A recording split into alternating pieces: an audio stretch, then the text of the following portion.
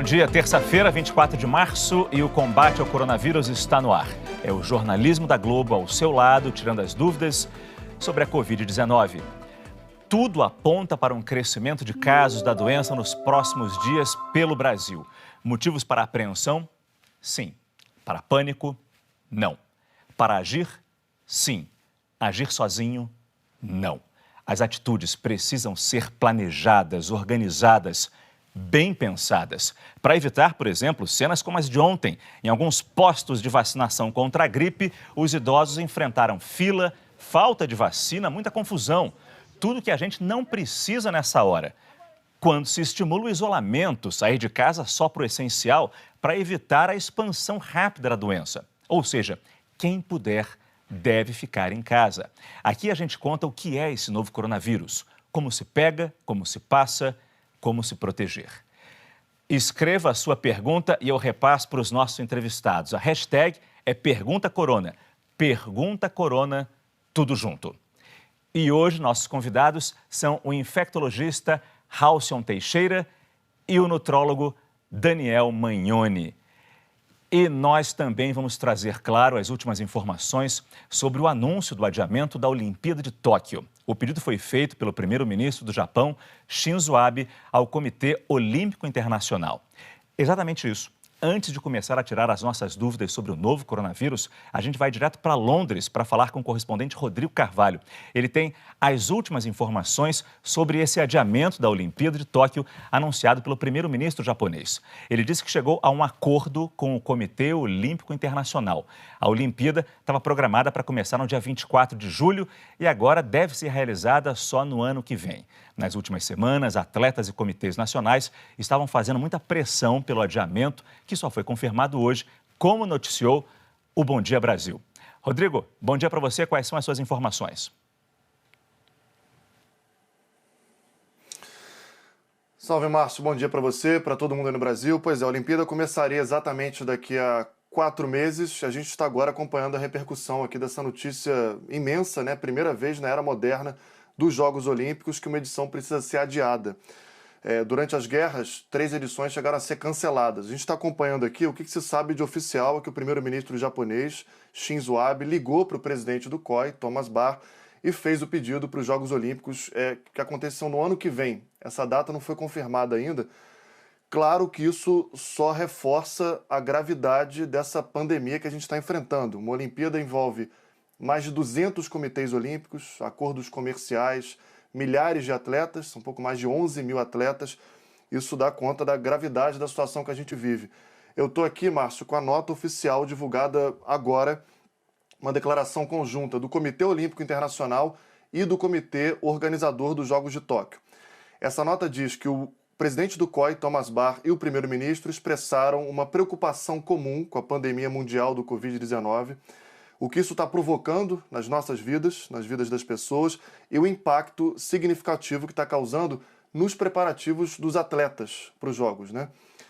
A nota fala da preocupação com a propagação sem precedentes e imprevisível desse surto, cita também informações oficiais da OMS, fala que nas atuais circunstâncias e com base nas informações da Organização Mundial da Saúde, tanto o presidente do COI quanto o primeiro-ministro japonês concluíram que os Jogos de Tóquio precisavam ser remarcados para o mais tardar no verão do ano que vem. Então, nesse mesmo período, no meio do ano, em 2021, no mais tardar. É isso que o COI diz agora. Para proteger a saúde dos atletas, de todos os envolvidos nos Jogos Olímpicos e da comunidade internacional. Essa nota oficial, Márcio, encerra dizendo que os líderes concordam que os Jogos Olímpicos de Tóquio podem ser um farol de esperança para o mundo durante esses tempos conturbados que a gente vive e que a chama olímpica poderia se tornar a luz no fim do túnel, como diz a nota, em que o mundo se encontra atualmente, mas que a Olimpíada vai ter esse papel quando acontecer, sem data ainda definida. Importante lembrar que vários comitês, nacionais vinham fazendo uma pressão para que o COI anunciasse já e o governo japonês anunciassem o adiamento dos Jogos Olímpicos. O próprio Comitê Brasileiro foi um dos que fizeram pressão. E nos últimos dias isso aumentou, né? A gente viu nos últimos dias, por exemplo, países dizendo que mesmo que a Olimpíada fosse mantida, não mandariam atletas. Foi o caso do Canadá.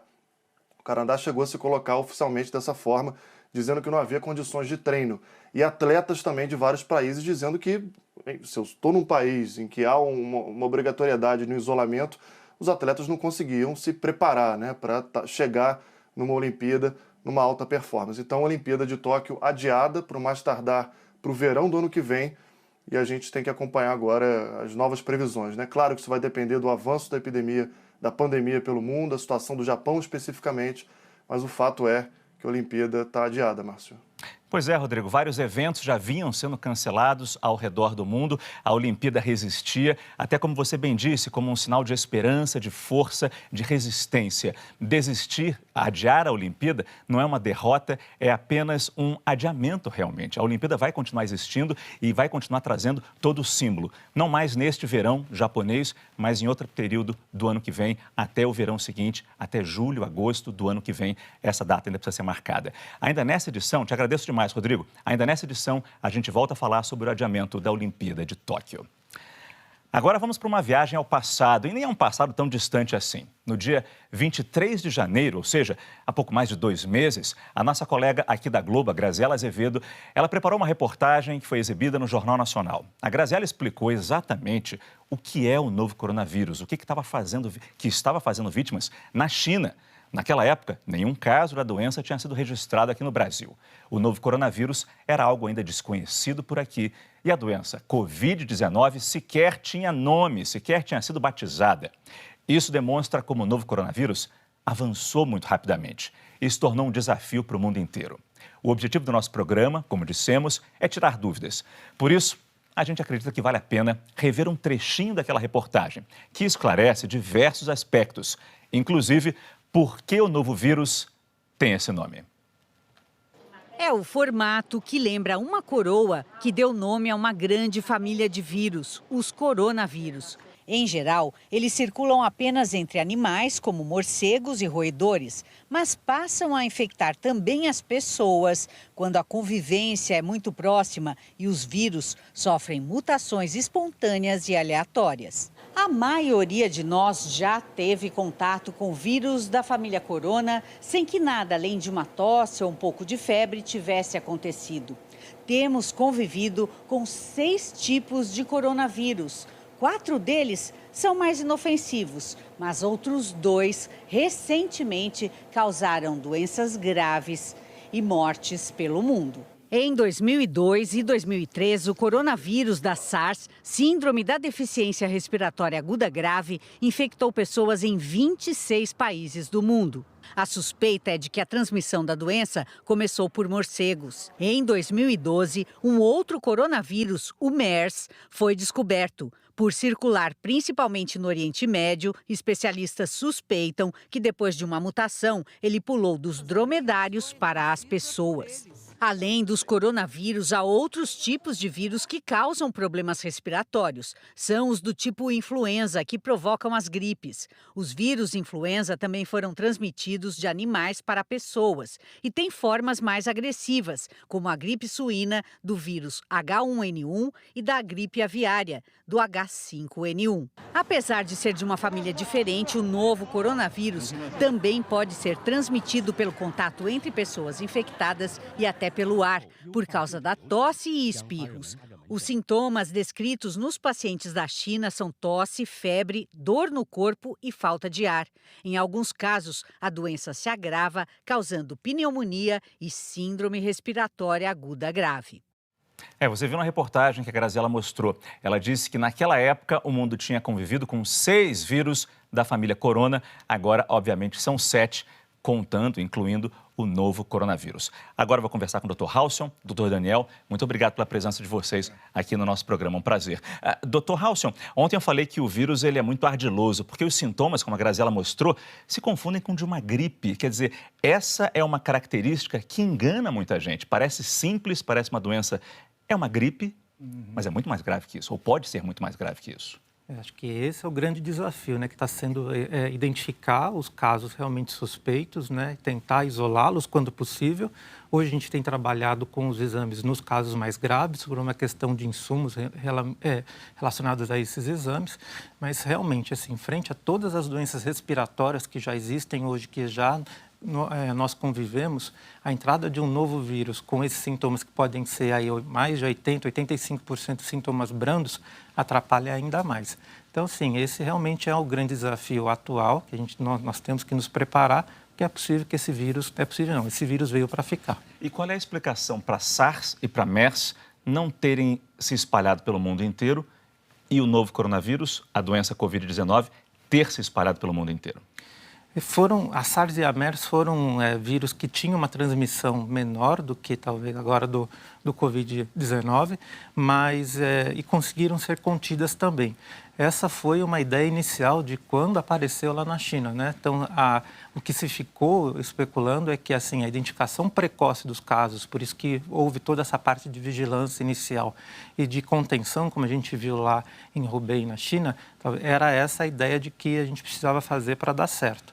Mas, infelizmente, eles falharam, foram diferentes do SARS e do MERS, que conseguiu haver essa contenção e que a transmissão era menor. Então, a transmissão é maior e, ao mesmo tempo, aí, ela conseguiu sair, a hora que saiu da China, conseguiu fazer aí esses dados que a gente tem visto agora na Itália e nos países da Europa. E, doutor Daniel, para ser bem simples nisso, em quanto tempo? Digamos que eu estou com a doença, tossi aqui, de forma grosseira, sem tossir assim do braço, tossi alto aqui, as gotículas foram até o senhor se contaminou. Isola, claro, mas em quanto tempo os sintomas aparecem na pessoa contaminada, infectada? Essa é a grande dificuldade, Márcio. Às vezes não aparece. Eu vou ter a doença e não vou sentir nada. Isso é muito pior. E pode posso transmitir. Mas geralmente de 5 a 9 dias você pode começar a sentir os sintomas. E aí que se complica, porque pode ser uma simples tosse, pode ser uma febre, uma falta de ar, um acometimento de diarreia, vômitos. Então, os sintomas são variados e as pessoas, às vezes, nem percebem que tiveram ou que estão tendo. Por isso que a regra agora para o Ministério da Saúde é que a pessoa com esses sintomas, que não sabe se é gripe ou Covid-19, já começa a se tratar como Covid-19. Ou seja, o primeiro passo é isolamento. O senhor concorda com o isolamento? Sim, é uma tentativa de que a pessoa, por mais brandos sintomas que tenha, é claro que a gente precisa sempre tatear, né, um pouco isso, porque realmente, falou assim, as pessoas estão mal espirrando, já estão achando que estão com o coronavírus, então a gente tem que tentar ir com mais calma, mas claro, se as pessoas começar a ter sintomas gripais, de síndrome gripal, ela deve ficar mais isolada já imediatamente, para que, caso seja o coronavírus, que ela não contamine mais pessoas ao seu redor. Então, a gente tentar fazer esse bloqueio das infecções. É o que dizem, né? Entre febre, tosse, coriza, dor de garganta, acho que os principais sintomas são a febre, que vai e volta, sobe e desce, e também a dificuldade para respirar. Isso. Quando chega nessa dificuldade para respirar junto com febre e com tosse, você está indo para um caminho já até mais grave.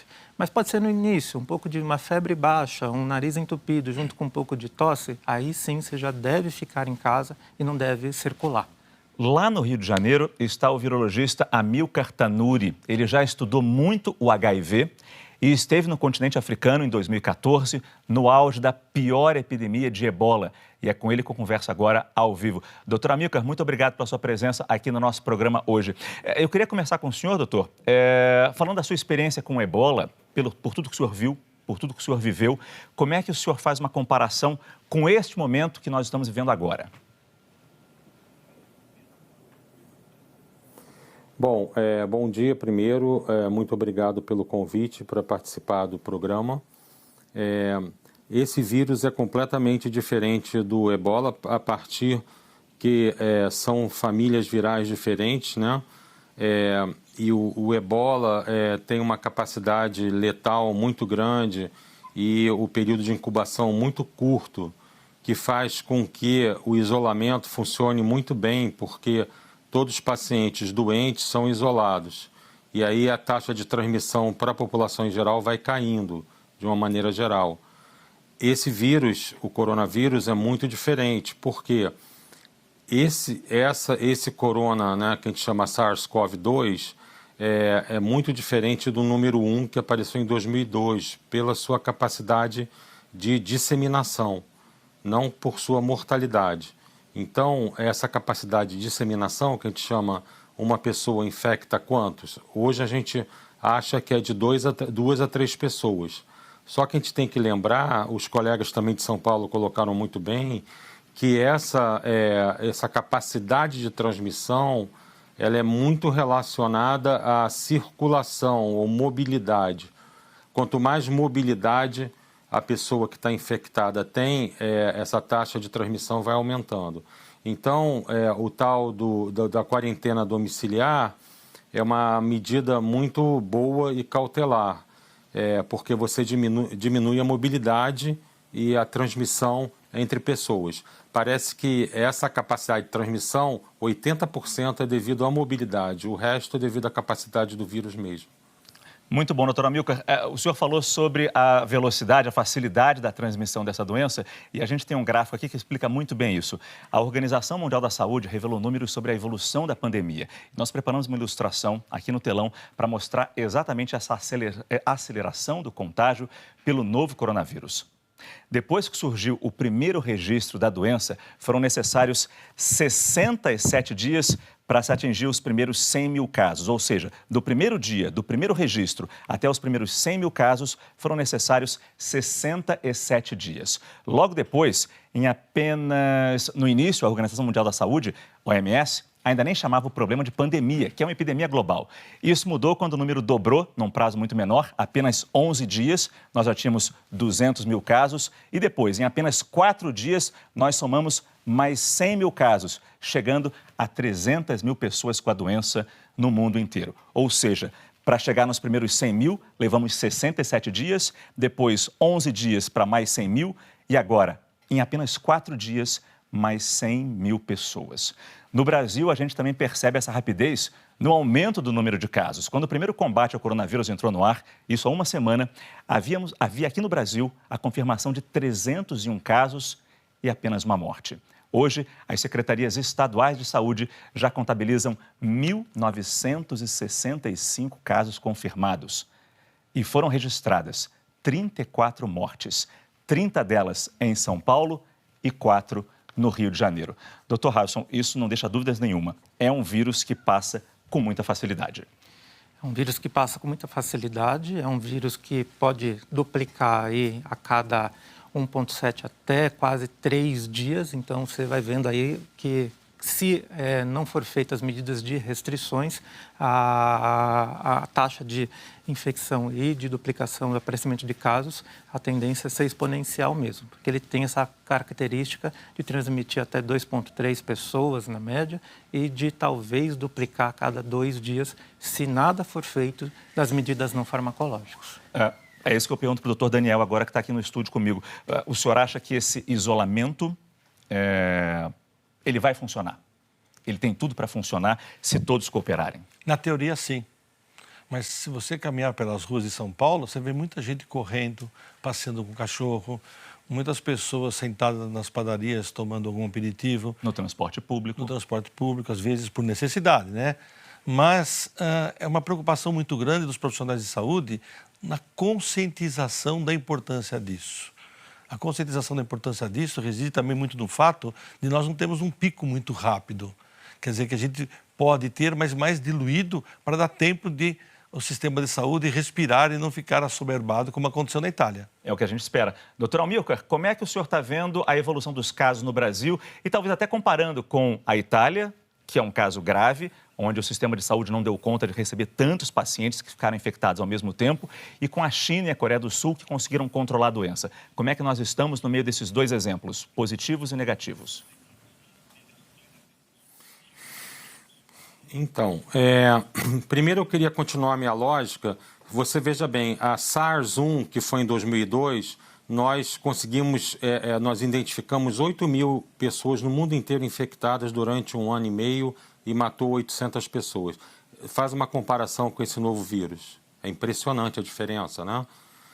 A segunda coisa, o isolamento é crucial, mesmo que ele não seja 100%, que ele seja 80%, já é um impacto muito grande na curva de disseminação do vírus, que os colegas de São Paulo falaram. A gente tem que suavizar esse crescimento da curva para dar tempo do sistema de saúde atuar. Na Itália, o problema... a China é uma questão que eu acho que a gente tem que estudar um pouco melhor por que eles conseguiram controlar rapidamente. Acho que deve existir outros aspectos que a gente não conheça, imunológicos, etc. O resto do mundo, que é um vírus completamente novo, né, exótico, né, nunca tivemos SARS-1 aqui no Brasil, pouquíssimo nos Estados Unidos, então ele entra para realmente passar para todo mundo. E a questão agora é a gente saber como que a gente vai conseguir mitigar esses efeitos. Mas, na Itália, o problema maior foi a questão meia errática entre as províncias. Cada uma adotou uma iniciativa e também lá eles não tiveram acesso a muitos testes, né? Então, eles adotaram essa questão de só testar casos mais graves e também profissionais de saúde. Então, houve assim uma variabilidade na resposta, até pela questão política da Itália, que não é muito assim unificado. Cada província tem uma certa autonomia. Diferente da Coreia do Sul, que conseguiu testar muita gente, conseguiu localizar esses casos, isolá-los e conter a doença, que é o que informam os cientistas. Agradeço muito a sua participação, doutor Amilcar. Peço só uma licencinha, porque assim como o doutor Amilcar disse que o isolamento é importante, uma outra forma de combater o vírus é a higiene. E isso inclui manter a casa sempre muito limpa. Mas é preciso atenção na hora de manusear os produtos de limpeza. A gente tem falado tanto aqui de água sanitária, de álcool gel, porque há risco de intoxicação quando essas substâncias entram em contato com a pele, com os olhos. E a repórter Ananda Apple, aqui em São Paulo, mostra que aquele cheirinho gostoso de casa limpa nem sempre garante proteção contra vírus, germes, bactérias. Ananda, bom dia para você. Bom dia, Márcio. Você sabe que brasileiro adora comprar um produto de limpeza, se seduz fácil com a cor, com o cheirinho, mas nem sempre esse produto tem eficiência para desinfetar a casa. Basicamente, a gente se viraria com água, sabão e um desinfetante ou água sanitária. E isso seria suficiente. Mas as pessoas se seduzem demais, então tem que prestar atenção para não gastar dinheiro à toa. E eu vou conversar com o Tiago José Lopes, que é técnico de limpeza da Abralimp, e vai nos dar uma explicação. Tiago, o que eu preciso ter em casa? Basicamente, de 1 a 2 produtos. Um sabão, um detergente e um desinfetante, para limpar e desinfetar, ou algum produto que faça as duas funções em uma só. Para começar, qual é a diferença entre limpar e desinfetar? Não, ótima pergunta. Limpar é remover de qualquer superfície aquela sujeira visível, né? O que eu vejo e removo, eu estou limpando. Depois que eu termino a limpeza, eu faço a desinfecção, que é remover aquilo que eu não vejo, que são os micro-organismos. Então, a gente deve prestar atenção nos rótulos. Aqui diz, por exemplo, desinfetante para uso geral. É esse que serve, então, para desinfetar. Não Exato. É só limpar e perfumar. Exato. Isso é uma categoria e os produtos com essa classificação vão realizar a limpeza e a desinfecção das superfícies. E quanto tempo eu tenho que deixar? Não basta passar um paninho e pronto. Não, ótimo. Você precisa ver bastante a questão dos rótulos de cada produto. Isso muda de produto para produto. Mas, em média, gira em torno de 10 minutos de contato. No caso, eu até estou vendo nesse rótulo que tem um reloginho que deve seguir esse tempo. Se eu só passar o pano e já tirar o produto... Em menos de 10 minutos, você não tem a garantia da desinfecção.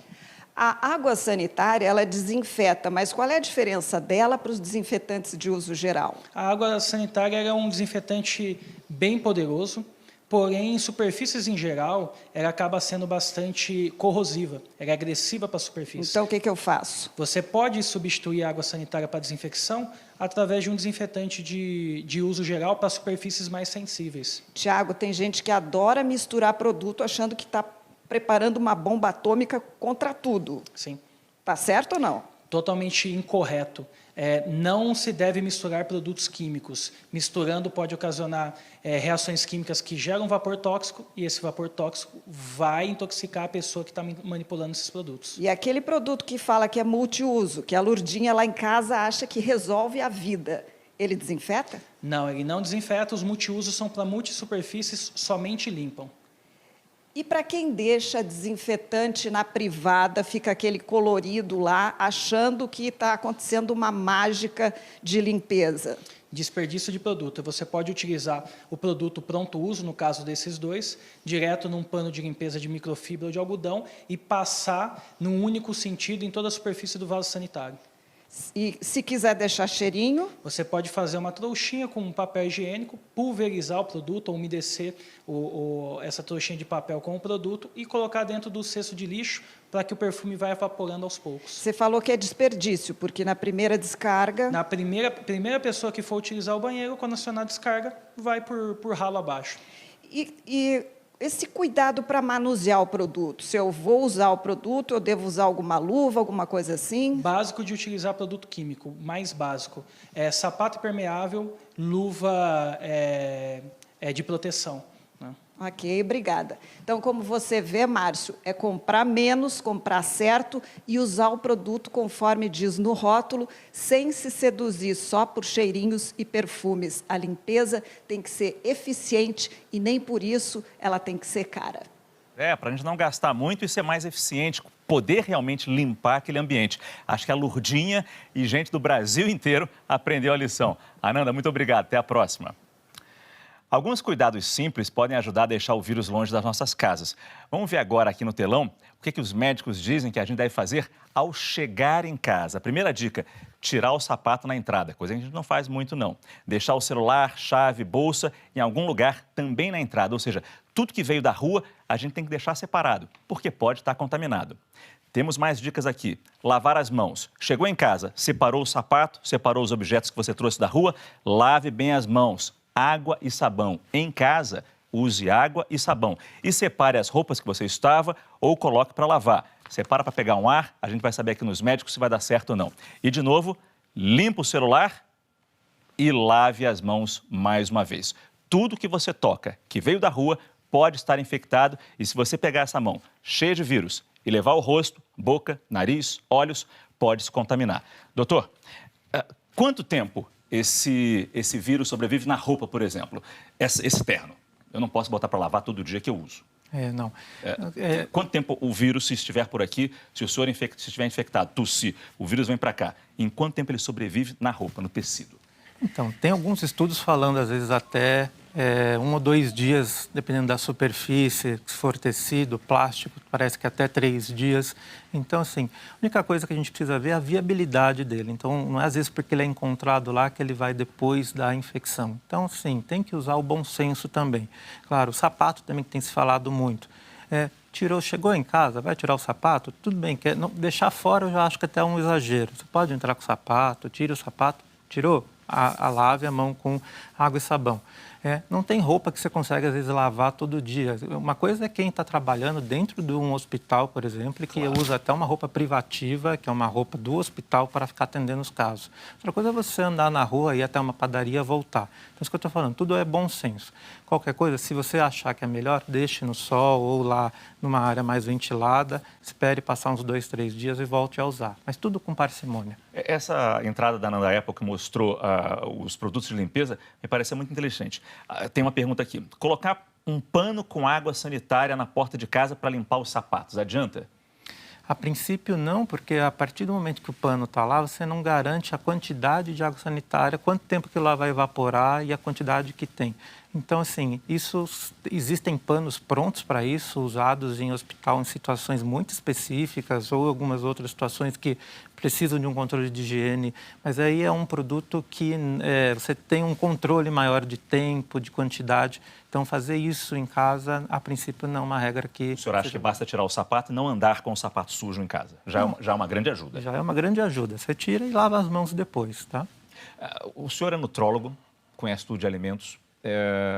Até que ponto a nossa segurança é aumentada quando a gente lava os alimentos que a gente compra no supermercado, na feira livre? Como fazer essa lavagem com segurança? Antes de mais nada, essa lavagem, mesmo há 2 meses atrás, deveria ter sido feita. Claro. Né?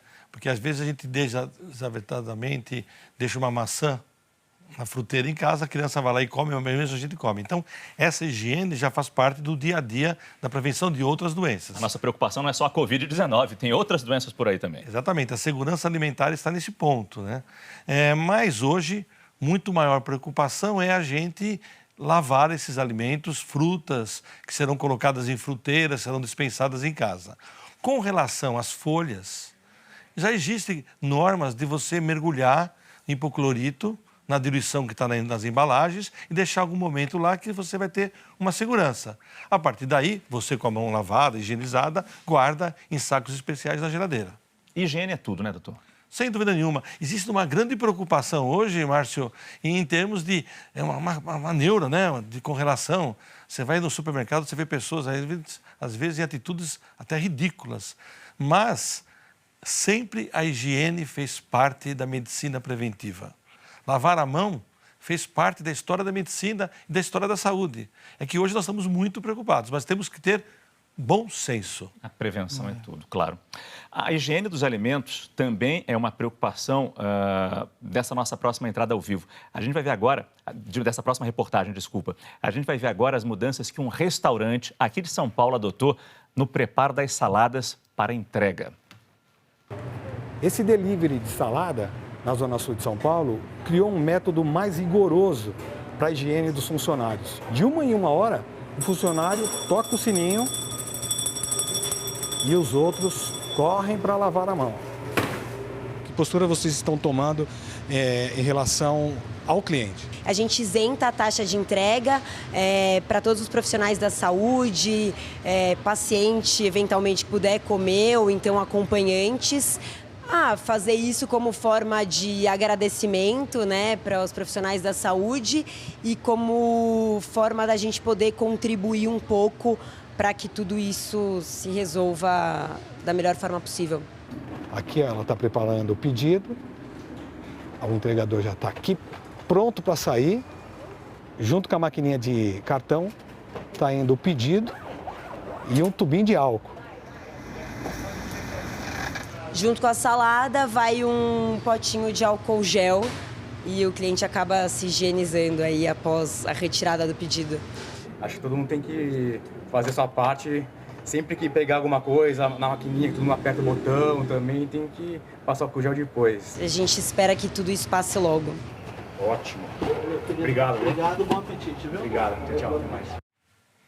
Doutora Amilcar, a gente espera que tudo isso passe logo, como bem disse nossa entrevistada ali, mas por enquanto temos que redobrar esses cuidados. O senhor acha que depois de passar, a gente vai continuar lembrando de lavar tão bem a mão, inclusive o polegar, o dorso, 20 segundos, cantando 2 vezes parabéns para você, ou a gente tende a esquecer essas regras básicas? Então, é muito importante essa questão de lavar a mão. É só a gente lembrar como que o vírus passa. O vírus passa você sujando sua mão com ele e levando a mão ao rosto. No meio da epidemia de ébola, a gente fez um trabalho lá com os profissionais de saúde. A gente calçou a luva em uns 5 e sujamos a luva deles com purpurina. No final do dia estava o rosto dele todo marcado com purpurina. Ou seja, não adianta qualquer medida de desinfecção de superfície, de tudo que você imaginar, se você não tem um procedimento correto. Pessoal, lavem as mãos. Pessoal, lavem as mãos. Não levem as mãos ao rosto. Isso chama educação da mão. Não levem a mão ao rosto. Você vai se infectar dessa maneira. E distanciamento do pessoal que você sabe que está com gripe. 2 metros, certo? Então, essas regras básicas. Quem estiver dentro da casa com sintoma gripal, não tiver luva, não tiver a máscara, improvise uma máscara. Improvise com uma camiseta branca, dobre ela, amarre no rosto. Você tem maneiras de fazer, use 2 camisetas, uma você lava, a outra você usa. E o maior problema nosso é como que as comunidades que às vezes não têm nem água vão poder se prevenir. Nós precisamos pensar em coisas bem criativas para ajudá-los, né? Enfim, essa é a nossa missão. Temos que imaginar coisas criativas para atuar nesse sentido. Os desinfetantes, o que estavam falando, são ótimos, mas quando você usa muito desinfetante, você acaba negligenciando a parte mais importante, né? É não botar a mão no rosto. Você acha que toda a sua superfície está limpa? Tá? Ela está limpa um certo tempo. Então, voltando ao assunto, para os vírus respiratórios, lave a mão, não leve a mão ao rosto. O senhor falou das medidas criativas nas comunidades. Pode dar algumas sugestões? Bom, essa da camiseta é bem interessante, né? Uma camiseta branca, né? Porque aí você controla a sujeira, você pode usar como máscara, né? Você amarra aqui, né? E ela funciona bem. Você usa uma por dia, tendo duas, você lava uma e usa outra. Já ajuda um pouco, colocando aqui nessa altura aqui. A questão de lavar a mão, a gente tem que fazer uns testes, a gente está fazendo lá na UFRJ, seria ver, por exemplo, 2 baldes, um com água com detergente de cozinha e a outra com água pura e uma toalha dedicada. Se a pessoa tem sintoma gripal, não todo mundo da casa, mas você lavar a mão, né, usando primeiro a água com o detergente, depois a água pura e enxugando com a toalha. E essa toalha ser dedicada e ser lavada todo dia. Embora isso não ajude assim em populações que não têm acesso à água, aí é muito complicado mesmo. Talvez se a gente pudesse fornecer aqueles papéis com desinfetante já úmidos, né? Mas isso tudo a gente tem que pensar e ver como que vai atingir essa população mais necessitada. Pois é, a gente vai falar ainda num programa um pouco mais sobre essa população mais necessitada. A gente fala agora sobre a fiscalização nos aeroportos brasileiros. O repórter do Globoesporte.com, Marcelo Braga, ele voltou para São Paulo ontem, no fim da tarde, depois de uma longa viagem ao exterior. O Marcelo passou pelos Emirados Árabes Unidos, pelo Vietnã, pela Tailândia e conta pra gente que não encontrou nenhuma inspeção ao chegar ao Brasil. Aqui no Aeroporto Internacional de São Paulo, em Guarulhos, o turista que chega não vem sendo testado, não vem tendo tirado nem a temperatura. A gente passou por alguns testes desse na Tailândia. Aqui no Brasil, na chegada do aeroporto, nada. Todo mundo chega tranquilamente, sem nenhum tipo de teste. O voo de Dubai veio lotado, Emirates para de operar na quarta-feira, então muita gente que estava por aí, pelo exterior, usou esse voo para voltar para o Brasil. Uma coisa que me chamou a atenção aqui na chegada no Aeroporto Internacional de São Paulo, em Guarulhos, é que os passageiros não têm álcool gel para fazer a sua higiene, né? Então, eu lembro que na Tailândia, nesses dias que a gente passou, em vários portos e aeroportos, os funcionários ofereciam álcool gel até para proteção deles próprios, né? Muitos passageiros de máscara por conta do vírus, mas controle mesmo do aeroporto, nenhum. Bom, a concessionária Gru Airport, administradora do Aeroporto Internacional de São Paulo, divulgou uma nota em que declara que, a partir de hoje, o embarque e o desembarque internacional passam a acontecer num único terminal e que essa mudança é temporária para adequar as operações do aeroporto com as determinações das autoridades por causa do coronavírus. Sobre essa falta de controle de fiscalização que o Marcelo mostrou para a gente, vamos ao vivo com o repórter Fabiano Andrade. Fabiano, o que diz a Anvisa, a Agência Nacional de Vigilância Sanitária, sobre essa situação aí? Bom dia. Bom dia para você, Márcio. Bom dia para todo mundo ligado no combate ao coronavírus.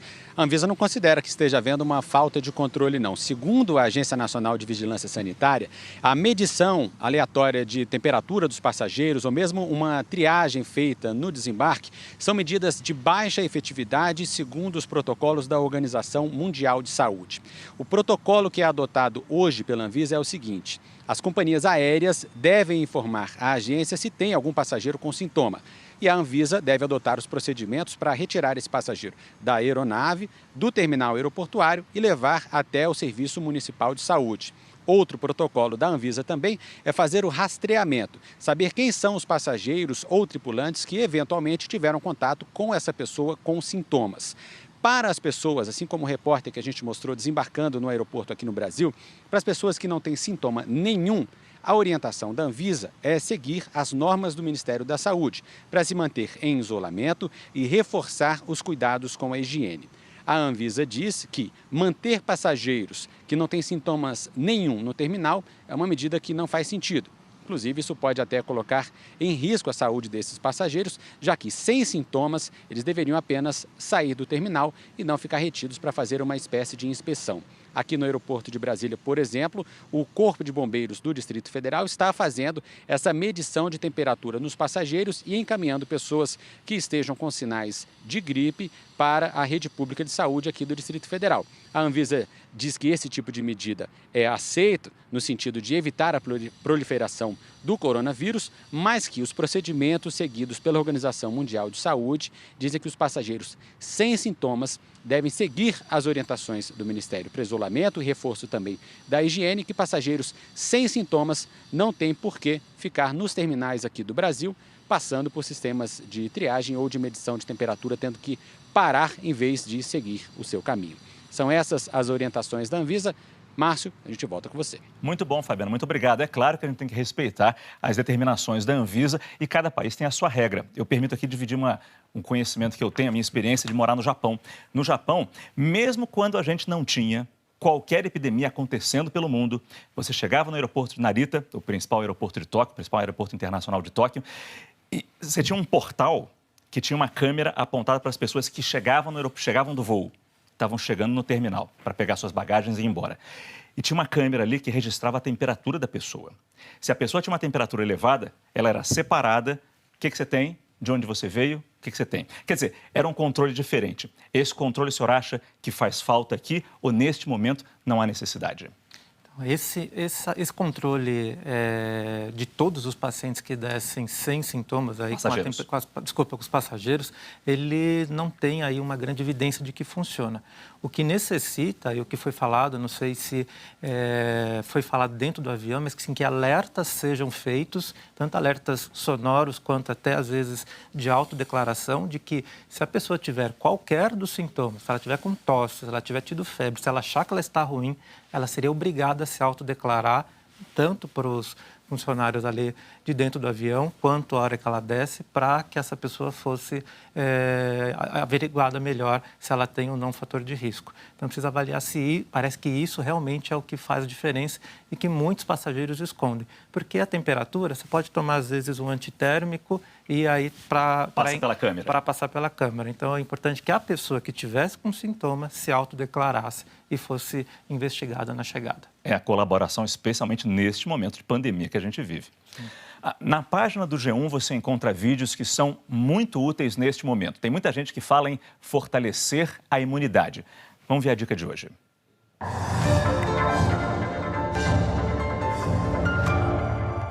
Hoje nós vamos falar sobre imunidade. Nós não temos como melhorar, reforçar a imunidade. A gente sabe que algumas vitaminas, uma noite bem dormida, uma boa alimentação ajudam, mas é muito importante se prevenir. Todas as vezes que a gente fala de vitamina C, de própolis, vitamina D, elas acabam balanceando o nosso organismo, mas elas não são capazes de prevenir contra os vírus respiratórios, inclusive o próprio coronavírus. Se utilizar dos mecanismos de prevenção, como evitar ambientes aglomerados, mal ventilados, usar com frequência o álcool gel e lavar as mãos, é sim a melhor forma de proteção. Existem na internet várias indicações de chá milagrosos, assim como medicações que melhoram a imunidade. Não é uma verdade. Procure fazer a prevenção, que essa sim tem resultado. As orientações de bebida quente ou fazer ingesta de bebidas alcoólicas como sentido de erradicar o vírus é uma grande bobagem. É importante a gente lembrar que você que está em casa com suspeita de coronavírus tem que se alimentar bem, tem que se hidratar e procure aproveitar e repousar. Não é de maneira alguma para circular mesmo em áreas comuns do prédio. Todas aquelas pessoas que estão em casa, independente de terem o coronavírus ou estarem se protegendo, especialmente naqueles grupos de risco de desenvolver formas graves, devem se manter em casa, procurem se hidratar, alimentar-se bem e repouso. E olha lá, não é para sair de casa. Doutor Daniel, falando para as pessoas que estão em casa, em isolamento, mas que não pegaram a Covid-19, se Deus quiser, não vão pegar.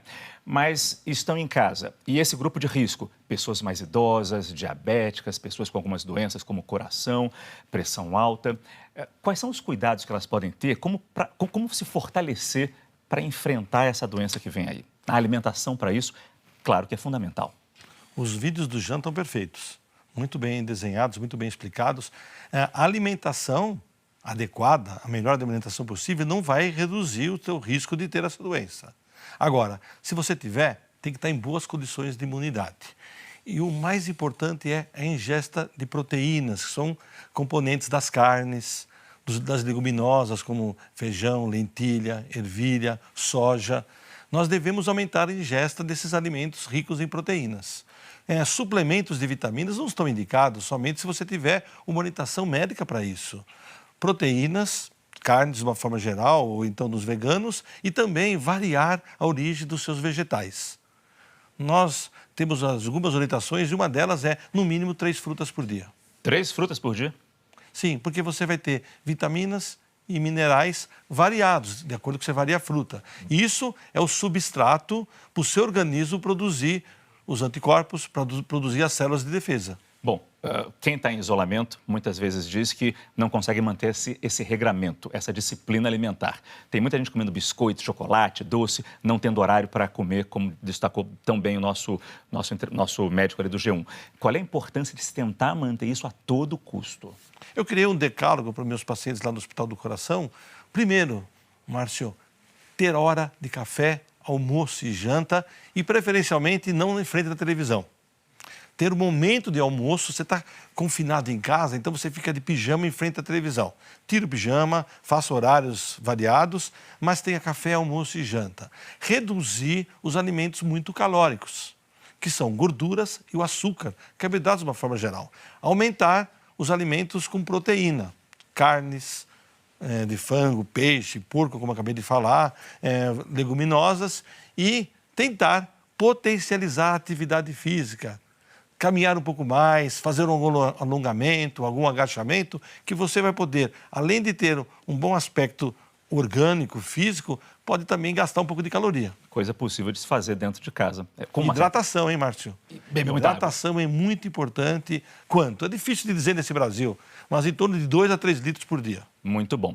Vamos agora com algumas notícias internacionais. Enquanto a China começa a suspender as restrições a deslocamentos, no mundo todo, 1 bilhão e 700 milhões de pessoas estão orientados a ficar em casa. Ontem foi a vez do primeiro-ministro britânico, Boris Johnson, que vinha resistindo a recorrer a medidas mais duras. Ele impôs um isolamento de 3 semanas na Inglaterra.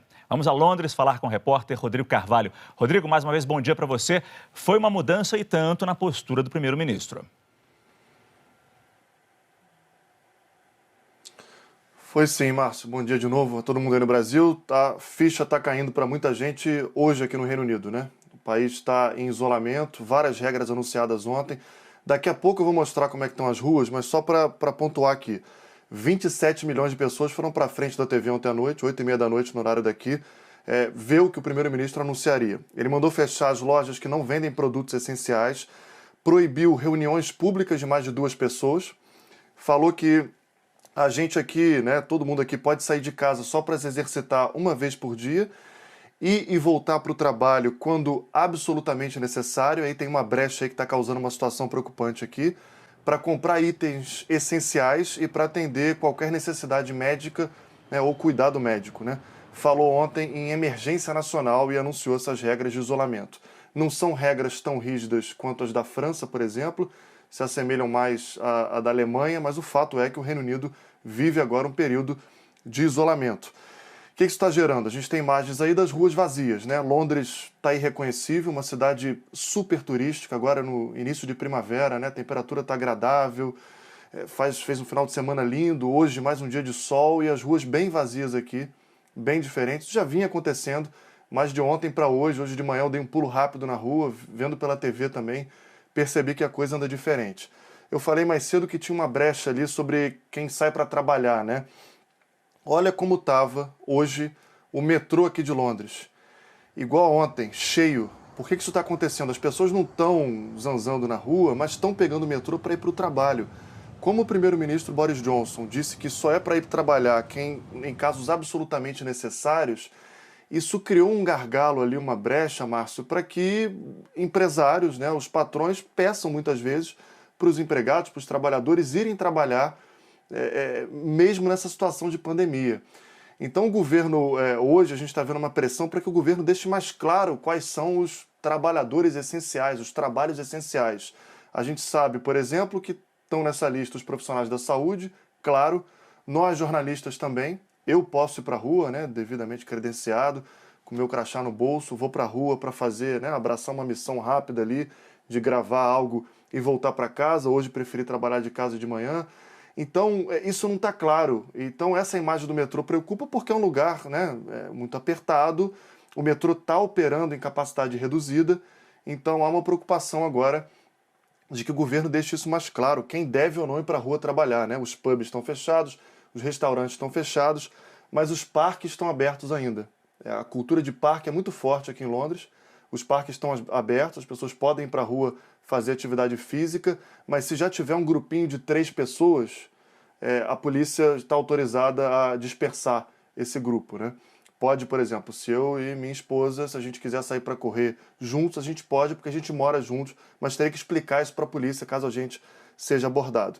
Então a gente está aqui, Márcio, se adaptando a esse novo período que começou hoje, essas novas regras, e olhando para os vizinhos, né? Para a Itália e para a Espanha agora também. Estava vendo aqui as informações mais recentes da Espanha. São 514 mortes nas últimas 24 horas. Se a gente comparar com a China, por exemplo, foram 7 mortes na China nas últimas 24 horas. São mais de quase 40 mil infectados e 14% dos contaminados na Espanha, Márcio, são profissionais de saúde.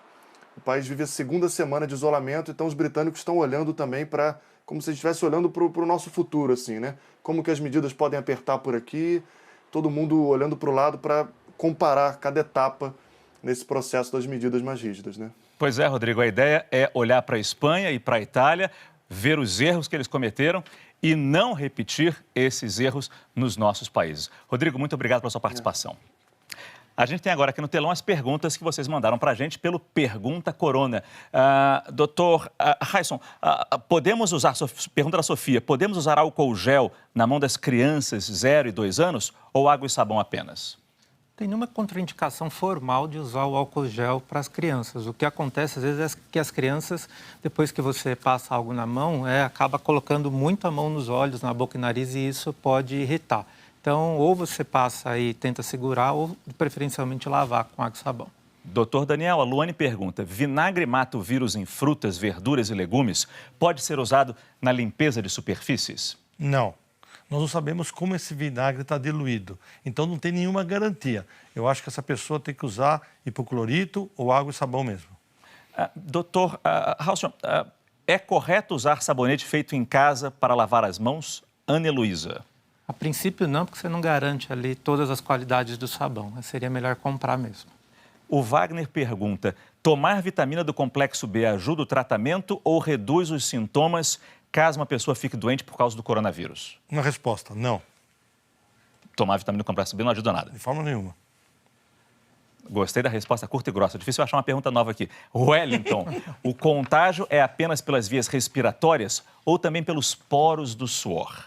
A princípio, não tem nenhuma indicação de que o vírus atravesse a pele. Então, realmente, são as mucosas, olho, nariz e boca, tá? Por isso que a gente tem que tomar cuidado, tanto com estar perto com uma pessoa ou de você ficar colocando a mão no rosto. Mas se eu estou perto do senhor e eu estou contaminado, o simples falar pode mandar gotículas com o vírus para o senhor. Ficar menos de 1 metro de distância, a gente acaba trocando gotículas, normalmente invisíveis, mas acaba. Então, uma pessoa infectada pode passar para outra. Mas o vírus não ultrapassa a pele em si. Por isso que a gente tem que lavar tão bem a mão. Doutor Daniel, quer falar? Posso escolher uma pergunta? Claro. Muito importante.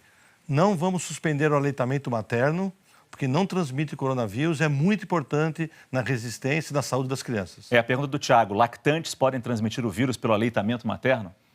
Não podem. E mesmo assim, não vamos suspender. Nunca. Muito bom. Tenho 20 anos, é da Gabi. Tenho 20 anos, fiquei com uma leve gripe na quinta-feira passada e desde lá estou sem olfato e sem paladar. Ontem a gente falou sobre isso. Perdeu o olfato, perdeu o paladar. A Sociedade Brasileira de Otorrinolaringologia já estava percebendo isso. Já dizia que pode ser um sintoma da doença. Posso estar com vírus? É a pergunta da Gabi. Pode, ela é jovem, né? Então, assim, ela tem menos chance de ter uma doença complicada, realmente as doenças são mais leves, então ela pode. O que ela deve fazer aí só? Ficar isolada aos 14 dias, tá?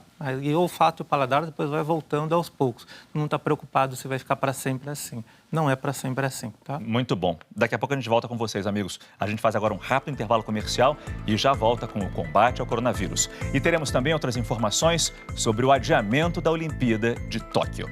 Aguarde.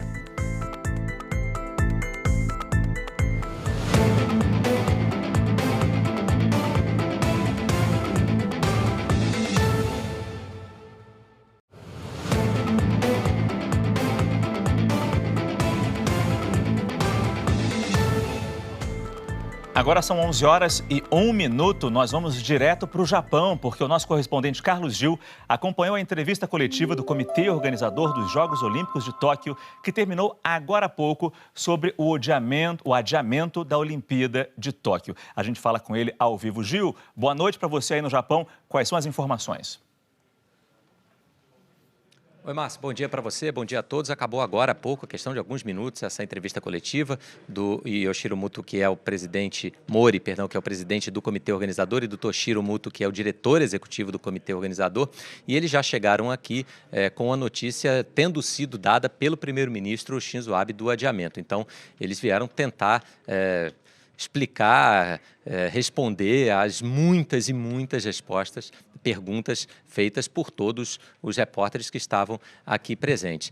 Algumas questões já podem ser respondidas. Por exemplo, a logomarca dos Jogos Olímpicos, o nome oficial dos Jogos Olímpicos, a marca Tóquio 2020 fica, ainda que os Jogos aconteçam em 2021. Essa marca já está registrada e os Jogos continuarão como Tóquio 2020, inclusive nas medalhas, na tocha. Em relação ao revezamento da tocha olímpica, que começaria na próxima quinta-feira, está cancelado, obviamente, mas o primeiro-ministro Shinzo Abe propôs ao Comitê Olímpico Internacional que a chama olímpica, que já está no Japão, que ela fique na cidade de Fukushima como um símbolo também, a cidade que sofreu com o tsunami, o terremoto de 2011, que essa chama fique lá até o início do próximo revezamento, que ainda não tem data marcada, porque os Jogos em si também não têm uma data específica para começarem no ano que vem. O Comitê Olímpico Internacional gostou da ideia e é possível que aprove essa sugestão nos próximos dias. Tem muita coisa para ser resolvida, como, por exemplo, o contrato dos voluntários que vão trabalhar, são 80 mil voluntários, nem todos, claro, vão poder estar aqui em 2021, muitos poderiam em 2020, tem a questão dos ingressos, falaram também das pessoas que trabalham, né, indiretamente envolvidas com os Jogos Olímpicos, só aqui no comitê, né, são quase 7 mil pessoas trabalhando, muitos estrangeiros, esses contratos vão terminar, então tudo isso vai ser negociado a partir de agora. O certo é que os Jogos Olímpicos, claro, a pandemia também terminando no mundo, porque isso foi perguntado, e se a pandemia da Covid não terminar? Bom, aí os executivos disseram, bom, isso está fora do nosso controle. O que a gente está querendo organizar aqui são Jogos Olímpicos saudáveis para todos os atletas, para todos os espectadores em 2021. Mas há algumas respostas que só mesmo o tempo dirá, viu, Márcio? Pois é, a gente tem que ver como essa pandemia vai evoluir aqui para esse nosso lado do mundo, se ela não pode voltar para a China, voltar em outros países. Ô, Gil, te agradeço demais, agora são 11 horas da noite por aí e você fez essa gentileza de entrar para ao vivo no nosso combate. Agradeço muito, boa noite de trabalho para você. É uma decisão importantíssima, que tem um impacto fortíssimo no mundo do esporte, não apenas no mundo do esporte, mas especialmente no mundo do esporte. Por isso a gente vai agora ao vivo para Nova York conversar com o Guilherme Roseguini, que está por lá e tem informações sobre esse desdobramento dessa notícia de tanto impacto, né, Guilherme? Bom dia para você. Pois é, Márcio, bom dia a você, bom dia a todos. Na principal nação esportiva do mundo, essa notícia vem com um grande alívio, porque houve uma mobilização muito grande por parte dos principais interessados, os atletas. Os atletas americanos se mobilizaram a partir da semana passada, quando acabaram perdendo a oportunidade de treinamentos. Eles não tinham mais lugar para treinar devido à pandemia. Eles se mobilizaram, procuraram as federações nacionais, instituições super importantes aqui, como a Federação Americana de Atletismo, de Natação, de Ginástica, que aí reúnem os principais astros da Olimpíada, se mobilizaram e disseram, não podemos competir em Tóquio, não teremos tempo para nos preparar. O Comitê Olímpico Americano, que a princípio estava alinhado com o Comitê Olímpico Internacional, dizendo, calma, vamos esperar uma decisão mais para frente, mudou de ideia depois de ouvir os atletas e disse também, vamos parar com isso, vamos interromper esse ciclo, vamos tentar fazer uma Olimpíada no ano seguinte. Eles foram ouvidos, os atletas saíram desse episódio como grandes vitoriosos, Márcio Gomes, eles conseguiram adiar os Jogos Olímpicos. Eu volto com você. Muito bom, Guilherme, muito obrigado. Claro que cobertura completa você vai ter ao longo da nossa programação, nos nossos telejornais.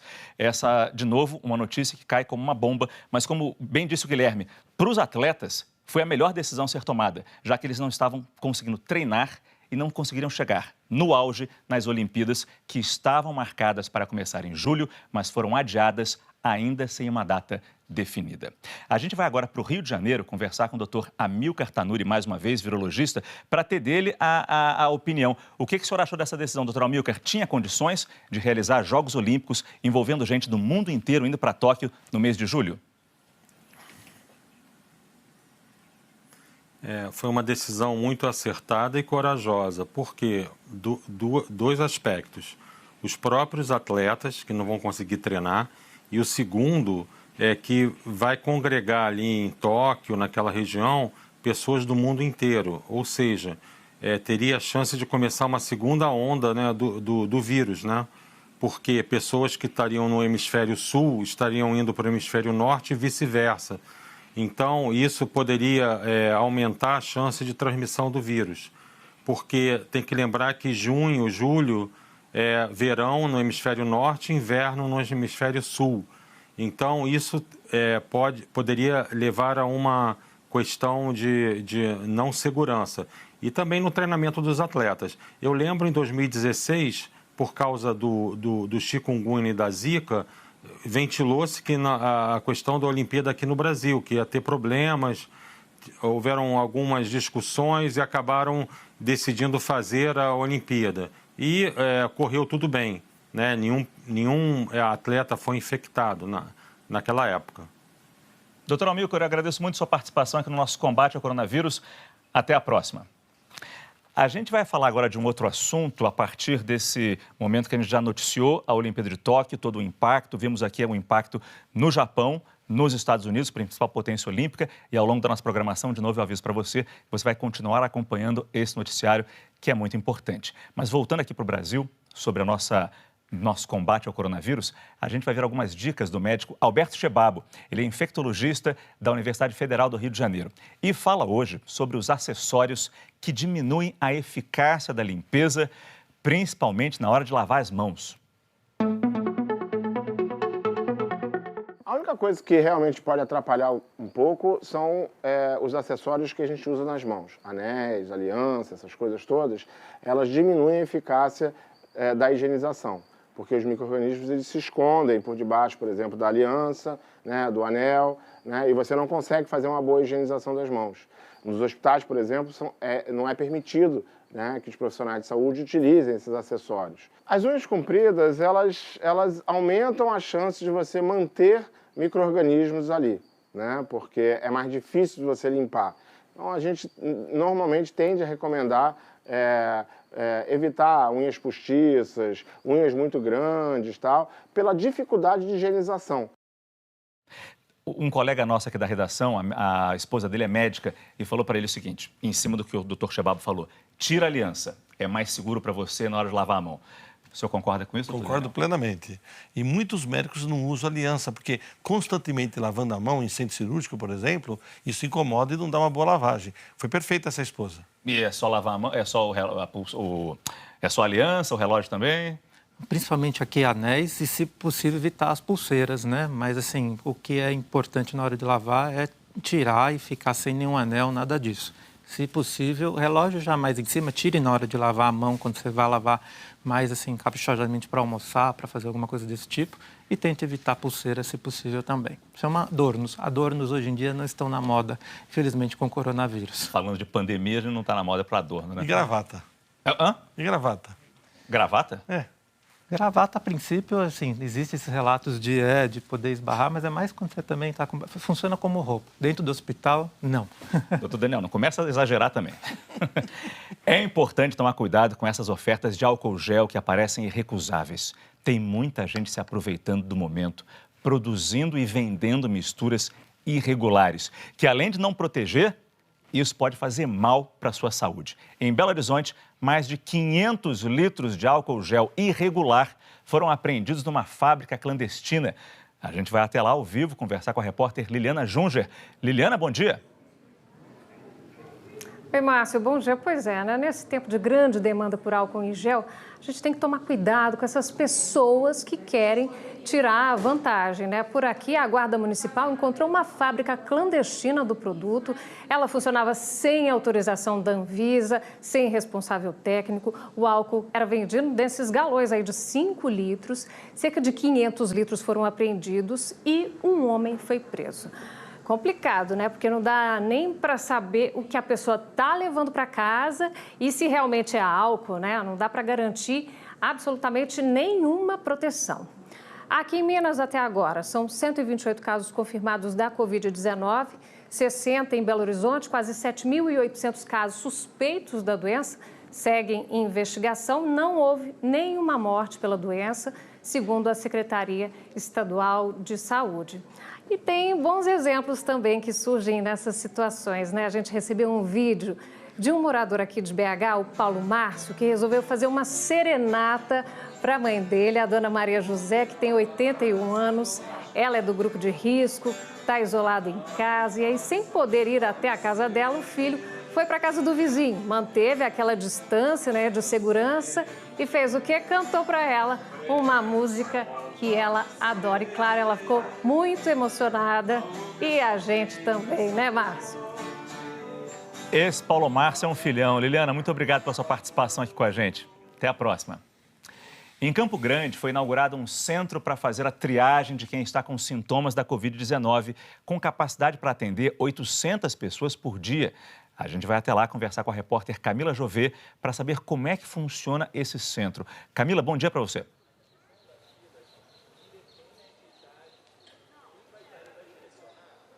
Oi, Márcio. Bom dia para você, bom dia a todos. A gente está aqui no Parque Ayrton Senna, um dos maiores de Campo Grande, e é aqui que vai funcionar esse centro de atendimento à população que chega com sintomas do novo coronavírus. Serão 120 profissionais, entre médicos, técnicos e enfermeiros, que vão atender essa população.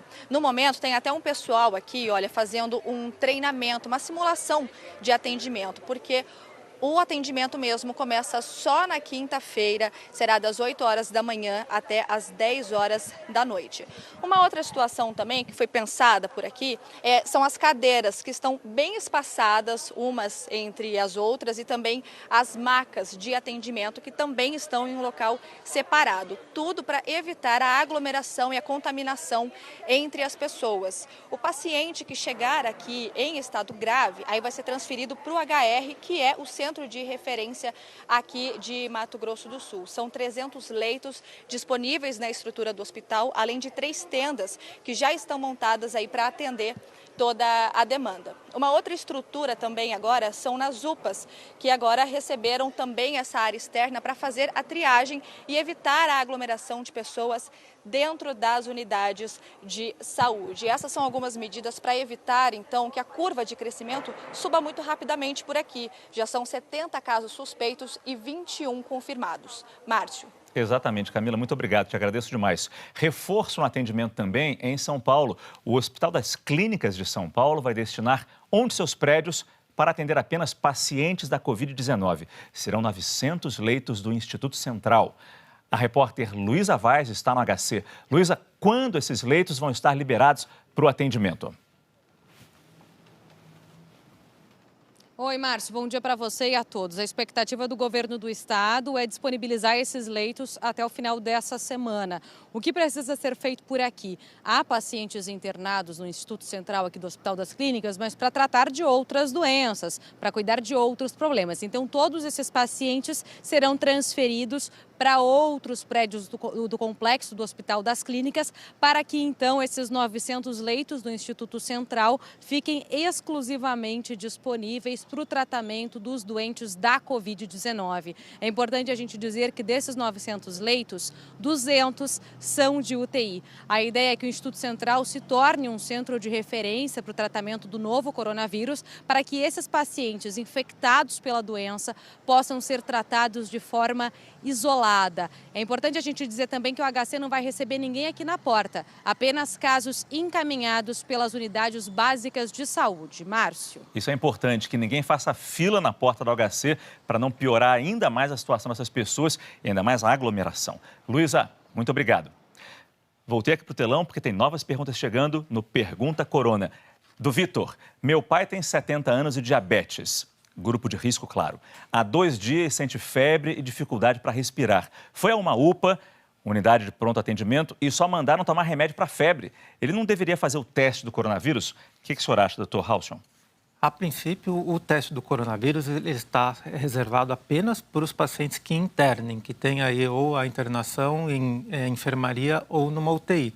Porém, muito mais preocupado do que fazer o exame, se for isso mesmo, sugiro ao Vitor que leve de novo o pai dele para ser reavaliado, porque não é normal há 2 dias com tosse e febre, que pode ser uma pneumonia, né? Doenças respiratórias como pneumonia, outras coisas não deixaram de existir com o coronavírus. Então, se ele não estiver bem, reavalia, mas esquece o teste. É mais pensando no pai dele mesmo. Pois é, o ideal talvez também fosse o isolamento, mas se a dificuldade para respirar está tão grande, tem que buscar ajuda. Tem que buscar ajuda. Ana Paula pergunta, o vírus pode ficar alojado debaixo das unhas, doutor Daniel? Sim, pode, como qualquer outro pedaço do corpo. Por isso, quando lava a mão, tem que fazer a conchinha, né? Tem vários tutoriais na Rede Globo mostrando como lavar a mão. A gente já falou tanto disso aqui, mas fazer a conchinha fechando assim, para que... E assim também, né?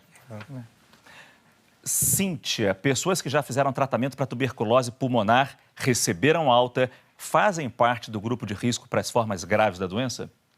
Ainda não tem nenhum trabalho relacionando tuberculose especificamente. Precisa avaliar o caso. Uma coisa é você ter tido uma tuberculose, ter curado e ter ficado sem sequela.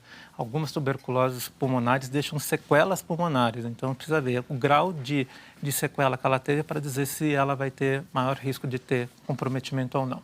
A Michele pergunta, quem tem anemia crônica entra no grupo de risco? Sim, dependendo do grau de anemia. Se ela se encontra nesse momento com glóbulos vermelhos muito baixo, ela é uma pessoa com cansaço, falta de ar e pode ficar num grupo de risco. A Jennifer faz uma pergunta interessante. Esse vírus pode voltar nos anos seguintes, como a gripe, a dengue? Vamos imaginar, o ministro Mandetta disse que até junho, julho, a gente vai estar ainda no auge da gripe, da Covid-19, e depois ele começa a cair em agosto, setembro. Pode voltar a doença? Essa doença vai continuar circulando aqui no Brasil? Sim, a ideia é que esse vírus veio para ficar realmente. Então, a ideia é que ele saia do epidêmico, que é nessa grande quantidade de casos num determinado período, e vire endêmico, casos espaçados que aconteçam aí ao longo do ano. Então, ele veio para ficar até que tenha uma vacina eficaz ou um tratamento eficaz. Que por enquanto não existem. Não, por enquanto não existe. A gente volta já já com outras informações importantes sobre o combate ao coronavírus. Aguarde.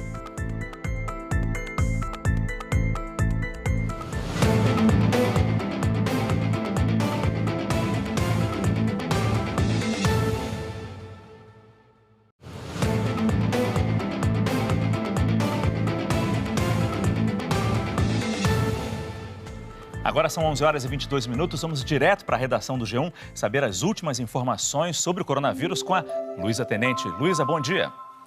Bom dia, Márcio. Hoje eu começo falando da Itália. As autoridades disseram hoje que a gente pode ter um número de casos confirmados 10 vezes maior do que o que foi divulgado até agora. Então, em vez de aproximadamente 60 mil casos, a gente teria 600 mil, porque muita gente não faz o teste, então a gente não tem um número exato. Se isso realmente for assim, se realmente forem tantos casos a mais do que foi divulgado, a gente entende por que a taxa de letalidade na Itália é tão alta. Como essa taxa funciona? A gente pega todo mundo que tem a doença e vê quantos por cento morreram. Hoje, dos 60 mil doentes, 9% morreram, uma taxa muito alta. Agora, se forem, na verdade, 600 mil infectados, essa taxa de letalidade cairia para 0,9%. Ficaria próxima do que é na Coreia do Sul, por exemplo, ficaria mais na média. Falando agora da China, o governo mudou as regras para permitir viagens de quem estiver em Hubei, a província onde começou a pandemia. Vai precisar de uma autorização do governo e essa medida foi tomada porque os casos de transmissão interna caíram. Eles chegaram a ficar 5 dias sem nenhum novo caso, mas ainda há muita gente vindo de outros países que está levando o vírus para a China.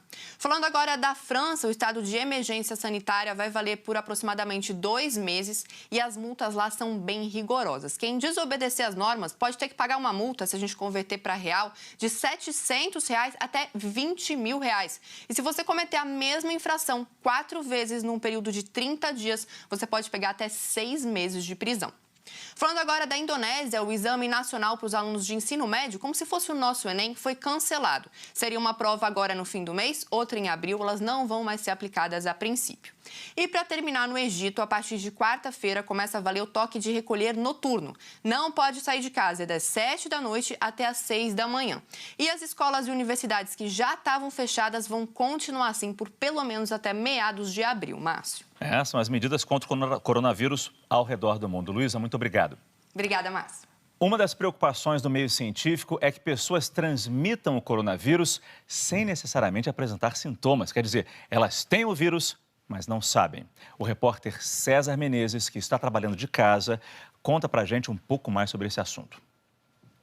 Bom dia, Márcio. O motivo dessa preocupação dos médicos é a impossibilidade de testar massivamente a população, pelo menos por enquanto. A Organização Mundial da Saúde já até recomendou isso, mas nesse momento o Brasil não tem kits para todo mundo. Segundo os médicos, é provável que pessoas tenham sido infectadas pelo novo coronavírus e que nunca venham a saber disso.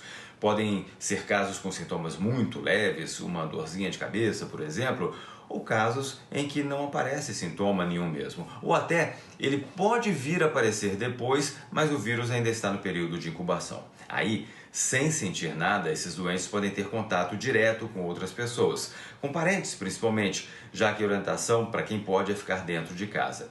E então o processo se repete, né? Novas pessoas são infectadas, elas podem não sentir nenhum sintoma, e também, se precisarem sair de casa para comprar pão, para ir à farmácia, aí elas podem passar o vírus para frente.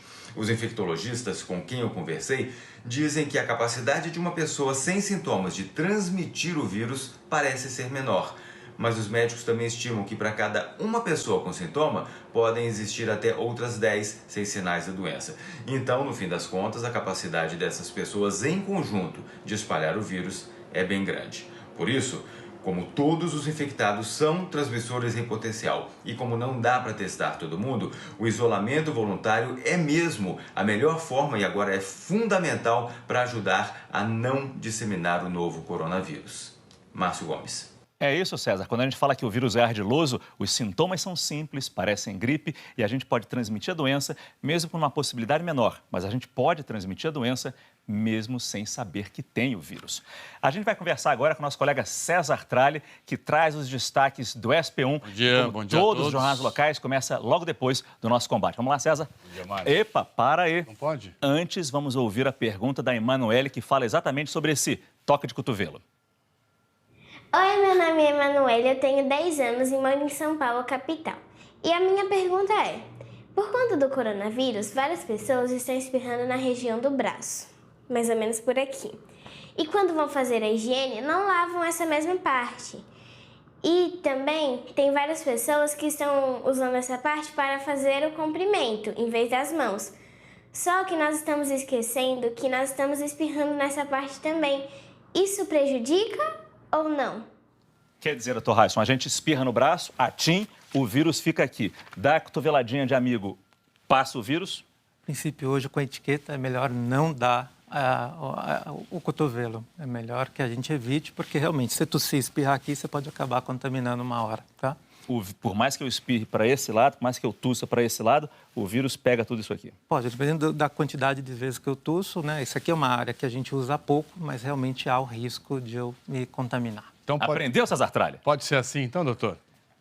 Ah, e agora está liberado. Esse aí está liberado. Chutou com força. Então, a partir de hoje, nós vamos dar um toquinho, tá, Márcio? Bom dia para você. Qualquer dúvida, fala com o ortopedista. Bom Quais dia, são Márcio. os destaques do SP1? Olha só, você sabe que, bom, você mora em prédio, eu moro em prédio. Hoje, na Grande São Paulo, mais da metade de todas as famílias já moram em edifícios e muitas vezes em grandes condomínios. Então a gente foi fazer uma blitz nesses grandes prédios, grandes condomínios, para saber como é que os vizinhos estão de fato convivendo, se está todo mundo respeitando aí as medidas de prevenção. Olha que legal. Parquinho, piscina, sala de jogos, brinquedoteca, academia, está tudo fechado. Intensificamos limpeza principalmente nas partes de contato, né? Que são ali os puxadores dos portões, os botões dos elevadores, as portas dos halls agora nós começamos a manter elas abertas, que é para diminuir contato das pessoas, não precisar puxar para abrir, já entra direto. Esse que a gente ouve é um síndico. Vários síndicos se reuniram e formaram associações de síndicos para tratar desses assuntos tão importantes. Legal, né? Trocar experiências até. Agora, cá entre nós, desculpa. Fazer protocolos de convivência. Lógico. E de limpeza. E aqui fica a nossa homenagem às equipes de limpeza nos condomínios, nas empresas que ainda estão abertas, como a nossa aqui, nos ônibus, no transporte público. Que pessoas importantes. No dia a dia, muita gente nem olha para essas pessoas, mas elas estão ajudando muito no combate a esse coronavírus, fazendo a limpeza, mantendo esses ambientes limpos. E por falar em solidariedade, né, união, A gente sabe que o grande problema do sistema público de saúde é ter ventilador, respirador, enfim, para dar conta da demanda no momento em que os idosos com mais problema forem internados. Então, olha que interessante o que está acontecendo e o que vem por aí. A Luísa Vaz gravou e mandou para a gente. Um grupo de pesquisadores aqui de São Paulo deve disponibilizar ainda essa semana um código aberto para que a indústria possa produzir por meio de impressoras 3D um respirador artificial. Esse equipamento é de extrema importância no tratamento dos pacientes infectados pelo vírus. Ele é mais simples do que aqueles equipamentos de UTI, mas pode ajudar e muito no tratamento dos casos menos graves. Legal, né? Muito. Bacana. E parece que já vão disponibilizar agora na sexta-feira. Esse é o objetivo. Quer dizer, estão correndo para ver se ajuda nessa busca toda aí por facilitar a vida das pessoas. Porque esse será o grande gargalo, leito de UTI e respirador. E a grande vantagem da Alemanha hoje em relação ao resto do mundo, né, Márcio? Tem muita UTI, tem muito equipamento. Escuta, ontem muita gente estava preocupada, né, com a notícia de que o médico Davi Uip, que coordena, né, todo esse combate ao coronavírus aqui em São Paulo, foi infectado. As pessoas estavam, de fato, muito preocupadas com a saúde dele. Ele tem 67 anos, faz 68 agora em abril, está isolado dentro de casa e gravou um vídeo explicando como é que ele está se sentindo. Boa tarde. Acabo de saber que meu exame deu positivo. Estou bem, febre baixa, tosse e repouso. Ficarei em quarentena por 14 dias. Espero voltar rápido às minhas atividades. Agradeço a solidariedade. Obrigado. Até tentei saber se alguém vai substituí-lo nessa coordenação, mas oficialmente, pelo menos até agora, ele de casa continua comandando tudo, Márcio. Nossas melhoras aqui para ele. E a gente sabe que ele teve em várias entrevistas coletivas, teve com o governador João Dória em diversas reuniões, né? E o governador, preocupado, teve contato com ele e também já fez o exame. E o exame do governador João Dória do PSDB está aí, a gente está vendo agora no ar, deu negativo. Por falar em exame negativo, o prefeito Bruno Covas, aqui da capital, que também esteve muitas vezes com o Davi Uip, nesses encontros todos no Palácio dos Bandeirantes, logo depois que o Davi anunciou que tinha dado positivo para ele, né, coronavírus, o prefeito Bruno Covas também foi fazer o exame e a resposta acabou de sair, deu negativo também, mais uma resposta de grande alívio aí.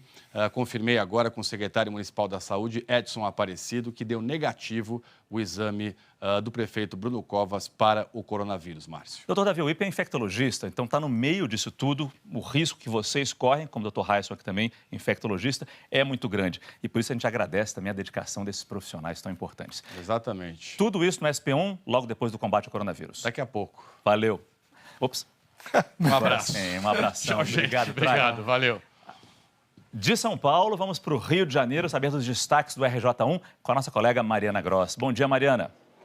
Bom dia, Márcio. Bom dia a todos. O que chamou a atenção aqui no Rio hoje cedo foi mesmo a redução do movimento em regiões sempre muito cheias. No RJ1 você vai ver imagens impressionantes de ruas desertas na maior área de comércio popular do Rio, a Saara, equivalente aí a 25 de março em São Paulo. Ficou irreconhecível, porque diariamente a região fica lotada, você sabe, mas hoje nenhuma loja abriu, não tinha ninguém, até os camelôs atenderam ao pedido das autoridades e ficaram em casa. A ordem de baixar as portas vale para quase todo o comércio. Só podem funcionar padarias, pet shops, postos de gasolina, lojas de equipamentos médicos e ortopédicos, farmácias, supermercados e hortifruti. Há recomendação para que os mercados funcionem 24 horas por dia e ofereçam serviço de entrega. Os idosos, no caso, têm prioridade, as compras deles têm que chegar em até 48 horas. O governador Wilson Witzel, governador do Rio, sancionou uma lei que proíbe o corte por falta de pagamento de luz, água e gás até o fim da pandemia. Mas a cobrança não está suspensa não, tá? As contas vão continuar chegando. Todos os dias sai um novo balanço do número de casos por aqui. Os últimos números são os seguintes. O estado do Rio tem 246 casos de coronavírus, só na capital são 214. onde foi confirmada a primeira morte pela doença. Os municípios de São Gonçalo, na região metropolitana, e de Duque de Caxias, na Baixada Fluminense, também registraram os primeiros casos. Estamos de olho, daqui a pouco começa o RJ1. Márcio, é com você. Muito obrigado, Mariana. São Paulo tem o maior número de casos, o Rio de Janeiro tem o segundo maior número de casos e o Ceará já é o terceiro estado com mais casos confirmados da Covid-19. Agora são 164 no estado, só atrás de São Paulo e Rio. Por isso, os esforços por lá são para aumentar o número de leitos. A repórter Aline Oliveira está em Fortaleza e conta pra gente o que está sendo feito nesse momento. Bom dia, Aline.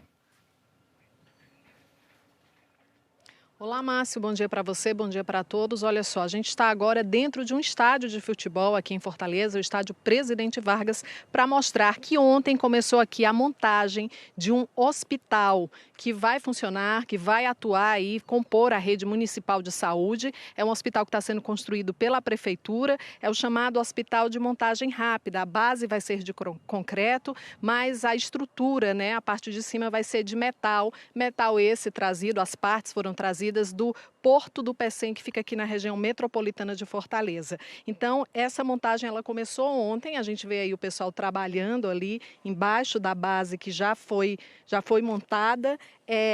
Esse hospital ele deve ter 17 enfermarias, né, cada uma com 12 leitos, somando aí um total de 204 leitos de internação para tratar pacientes com coronavírus. Esse é um projeto, como eu falei, da Prefeitura de Fortaleza, por isso foi construído dentro de um estado que é administrado pelo município. A ideia é que aqui também não tenha porta de entrada de emergência, que os pacientes não venham direto para cá, eles vão ser transferidos, porque esse hospital deve abrigar apenas aqueles pacientes que precisam de internação. Ele vai ter toda uma estrutura, além das enfermarias, né, dos 204 leitos, vai ter uma farmácia e vai ter um setor para desinfecção do pessoal da área de saúde. Então, toda uma estrutura pensada para funcionar, a previsão é a partir do dia 20 de abril. Márcio. Muito obrigado, Aline. A gente vai ter reforço no atendimento, não apenas em Fortaleza, mas a Bahia também está criando 600 leitos para enfrentar a pandemia do coronavírus. Esses leitos vão ficar em prédios de unidades de saúde e de hospitais que estavam fechados há anos. A gente vai até Salvador conversar com a Camila Marinho. Ela está em frente a um hospital que já foi referência na Bahia, mas que não recebe pacientes há um bom tempo. Camila, bom dia.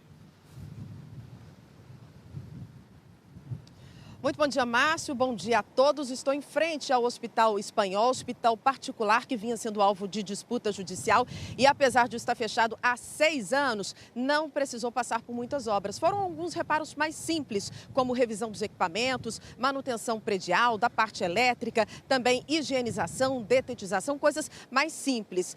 Trocas só o necessário. A ocupação temporária foi autorizada pela Procuradoria, foi pedida pela Procuradoria-Geral do Estado e autorizada pela Justiça Federal na semana passada. Por isso, a unidade vem sendo preparada e dentro de 15 dias a expectativa do governo do estado é de que esteja pronta para receber pacientes. Só que serão 160 leitos, além de salas de cirurgia e de emergência. Além daqui do hospital, o governo também garantiu a posse de um hotel que estava desativado na região metropolitana de Salvador. A ideia é mandar para esse hotel pacientes de longa permanência, ou seja, pacientes crônicos, e liberar as vagas que esses pacientes ocupavam para então criar hospitais de referência. Serão 2 hospitais aqui no estado que foram remanejados e atenderão exclusivamente pacientes com Covid-19. Outra medida anunciada pelo governo também é o uso do antigo centro de treinamento do Bahia para receber pacientes de baixa complexidade, pacientes com coronavírus. O local estava desativado desde janeiro e por isso o clube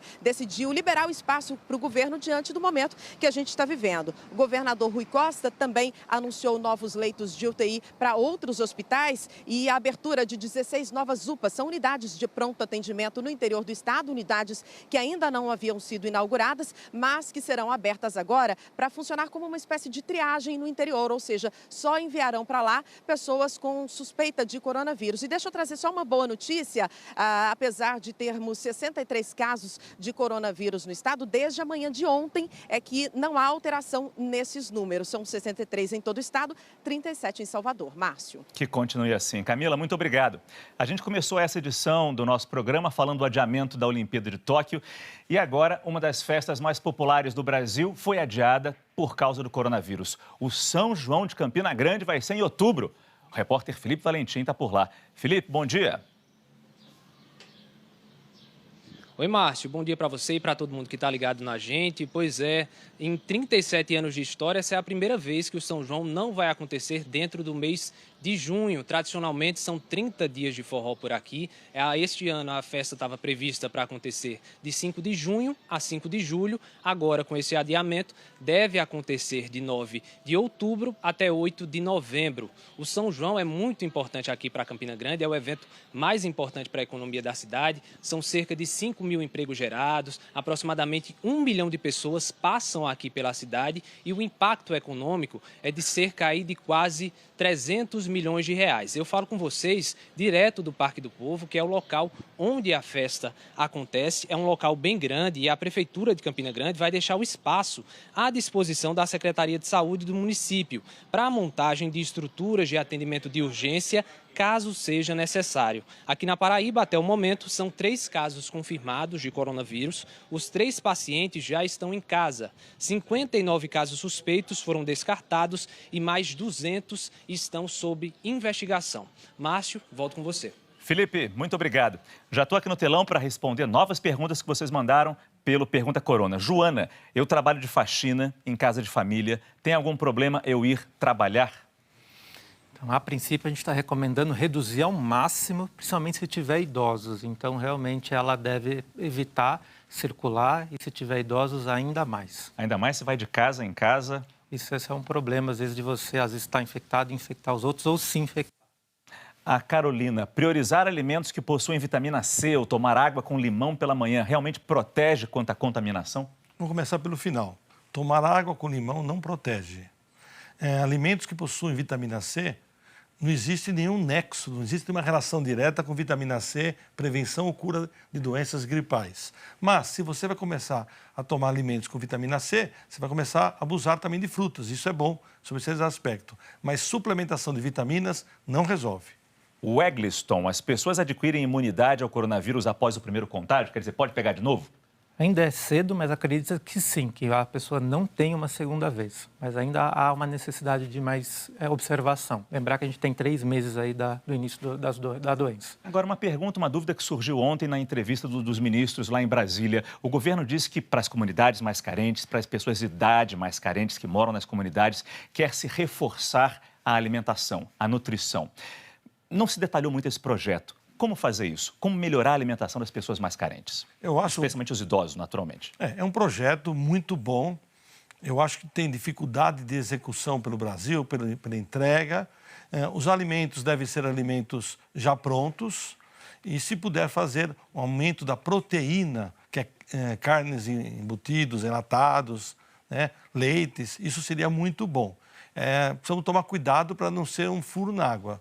Mas melhorar a alimentação dos idosos está resolvido como uma atitude muito boa na resposta de imunidade. Especialmente idosos que são de grupo de risco e que moram em comunidades mais humildes que dificilmente na aglomeração vão escapar de pegar a doença no contato, já que a proximidade é tão grande lá. E alimentos com carboidratos, macarrão, doce de uma forma geral, não resolvem nesse aspecto. É mesmo a proteína. A gente faz um rápido intervalo comercial e já volta com o combate ao coronavírus.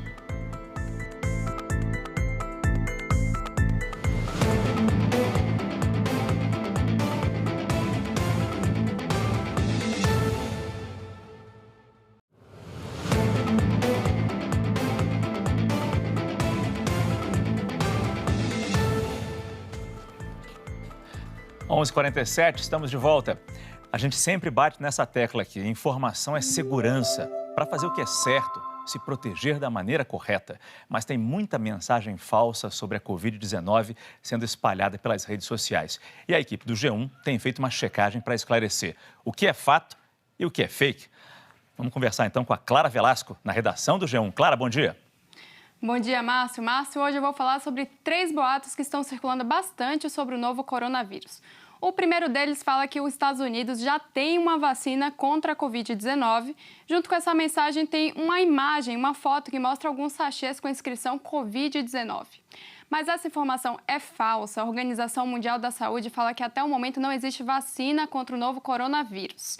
E também esses sachês que aparecem nas imagens são, na verdade, kits para testar, para saber se as pessoas têm a Covid-19 ou não. Também está circulando bastante uma mensagem que diz que as pessoas já podem se cadastrar para receber um auxílio cidadão por conta da pandemia. Essa mensagem tem um link para um site para fazer esse suposto cadastro. Mas isso também não é verdade, essa mensagem é fake. O Ministério da Cidadania fala que o site não é do governo federal e que esse cadastro não existe. Mas vale a gente lembrar que existe, de fato, um projeto de lei que prevê a criação desse auxílio cidadão, mas ele ainda não foi aprovado no Congresso Nacional. E para fechar, olha só essa história. A mensagem diz que o governo da Rússia soltou leões nas ruas para aterrorizar as pessoas e assim fazer com que elas fiquem dentro de casa. Isso também não é verdade. A imagem que mostra o leão no meio da rua foi feita na África do Sul em 2016 durante uma filmagem.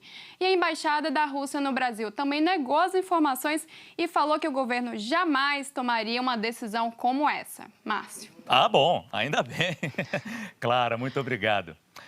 Vamos continuando no noticiário internacional. A Organização Mundial da Saúde alertou hoje que os Estados Unidos podem ser o novo epicentro da pandemia. Já há 21 mil casos de Covid-19 apenas no estado de Nova York. E a polícia de lá vem agindo para dispersar grupos nas ruas. A gente conversa ao vivo com a repórter Carolina Cimente, que está lá em Nova York. Carolina, bom dia para você. Como é que estão as coisas por aí? Bom dia, Márcio. Bom dia a todos. Olha, claro que a cidade já está bastante vazia, nem todo mundo está respeitando a quarentena, especialmente em dias bonitos como hoje, mas eu vim até aqui um parquinho de crianças para mostrar para vocês que o regulamento criado pela prefeitura de que só uma criança pode usar o parquinho por vez, que não pode haver contato entre as crianças, em alguns lugares, pelo menos, parece estar funcionando. Márcio, os números aqui já são bastante preocupantes. Os Estados Unidos têm, como um todo, 43 mil casos de pessoas contaminadas, 537 mortes. Um terço desses casos e dessas mortes estão na cidade de Nova York. Aqui são 13 mil casos. No estado são 21 mil casos, como você disse, de infectados. Na cidade são 13 mil casos e já tem 125 mortes. É por isso que a Organização Mundial da Saúde já está considerando os Estados Unidos como um possível próximo epicentro da doença. Basicamente, o que eles dizem é que aumentou muito rapidamente o número de infectados nos Estados Unidos.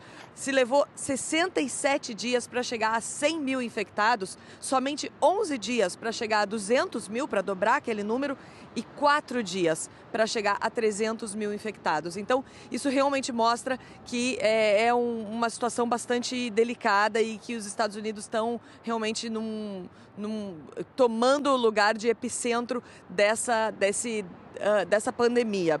A polícia continua patrulhando por aqui, tentando educar os nova-iorquinos a não saírem de casa. E muita gente que está respeitando o isolamento social está procurando companhia mais segura. Vamos ver na reportagem. Esqueça o papel higiênico. A nova necessidade urgente é um bichinho de estimação. Socialmente isolados, ok, mas não sozinhos. Nos Estados Unidos, onde mais da metade da população está em confinamento obrigatório, adotar, mesmo que temporariamente, um gato, um cachorro ou até mesmo um coelho virou um alívio. Esta organização de Nova York recolhe os bichinhos da rua e tenta achar um lar para eles.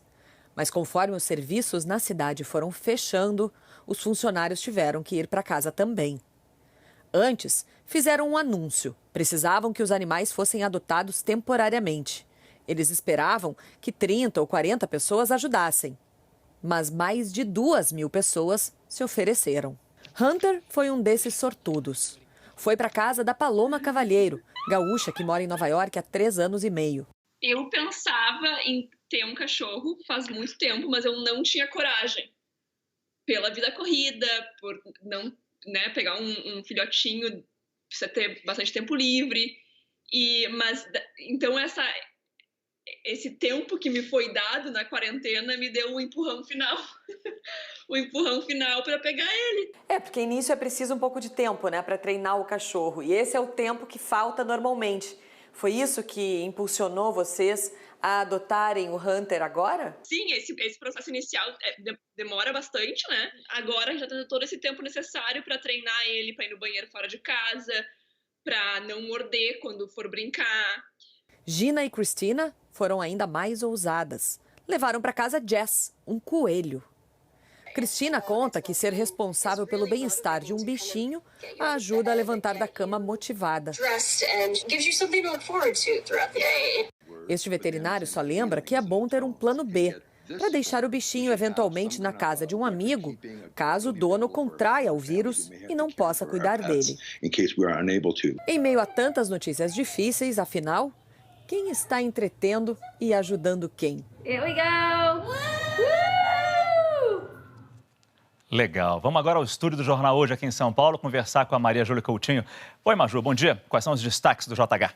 Oi, Márcio, bom dia para você e bom dia a todos que nos assistem. Seguinte, a gente está aqui preparando reportagens especiais sobre essa decisão inédita do Comitê Olímpico Internacional de adiar para o ano que vem os Jogos Olímpicos do Japão. Ao vivo, a repercussão nos Estados Unidos, na Europa, e também como fica a rotina com essa quarentena aqui em São Paulo. Bares e restaurantes não podem mais servir comida, só fazer entregas. No Rio, desde a meia-noite, a segunda maior cidade do país fechou o comércio e os serviços não essenciais. E, Márcio, olha essa medida do governo do estado do Rio de Janeiro que saiu agora há pouco. Cada pessoa pode comprar, no máximo, 4 frascos de álcool em gel. O preço também não pode aumentar, Márcio? Necessário, né? Porque tem gente abusando, aumentando o preço, comprando muito. A gente repete esse cuidado aqui sempre, né? Sem pânico, com calma, pensando no coletivo, né, Márcio? Abusando criminosamente, porque quando você compra muito, o outro fica sem. Ele não vai conseguir lavar as mãos direito, vai que ele está na rua, pega a doença, pode transmitir para você que comprou muito também na rua. Ou seja, estocar não é necessário. Sim. Se todo mundo comprar sua quantidade normal, vai dar para todo mundo. Ô, Márcio, tem mais, é isso mesmo, o senso de coletividade. Nossas equipes acompanham o segundo dia da campanha de vacinação contra a gripe. E no mundo, a Itália está na 3ª semana de isolamento, sem data para acabar, já são mais de 6 mil mortes. Os especialistas dizem que essa é a semana crucial para saber se o país está conseguindo conter o novo coronavírus. Ingleses, em casa, está valendo isolamento obrigatório lá no Reino Unido. Estados Unidos tem a corrida para aumentar o número de leitos nos hospitais e tem esperança também. Vinda da China, Wuhan, a cidade onde começou a pandemia, vai sair do isolamento a partir do dia 8 de abril. E, Márcio, eu tenho perguntas, porque as pessoas me perguntam para eu transmitir para vocês aí. Por favor. Ó, primeira pergunta é a seguinte, a nossa maquiadora aqui, que sabe fazer muito bem a unha, perguntou se é perigoso tirar a cutícula, porque se abre espaço para a entrada de vírus e bactérias nesse momento aí de apreensão, ou se ela pode fazer a cutícula dela normalmente. Essa é uma pergunta. E outra pergunta minha vai para os médicos, né? Quem está cuidando de quem cuida? Porque os médicos estão num momento de extrema pressão, também precisam de cuidados para suportar essa barra. Eu não sei, a gente jornalista também está vivendo esse momento de pressão. Eu procuro meditar, Márcio, eu não sei como é que você está fazendo, porque é um momento inédito em nossas vidas, né? É difícil mesmo. Maju, muito obrigado. Vou passar as perguntas direto para cá, até daqui a pouco no Jornal Hoje. Até mais. A segunda pergunta primeiro, doutor. De como vocês estão lidando com tudo isso? Está bem difícil, realmente. Assim, a pressão é muito grande em cima de todos, tanto dos profissionais da área da saúde, quanto dos gestores que estão tendo que fazer tudo isso.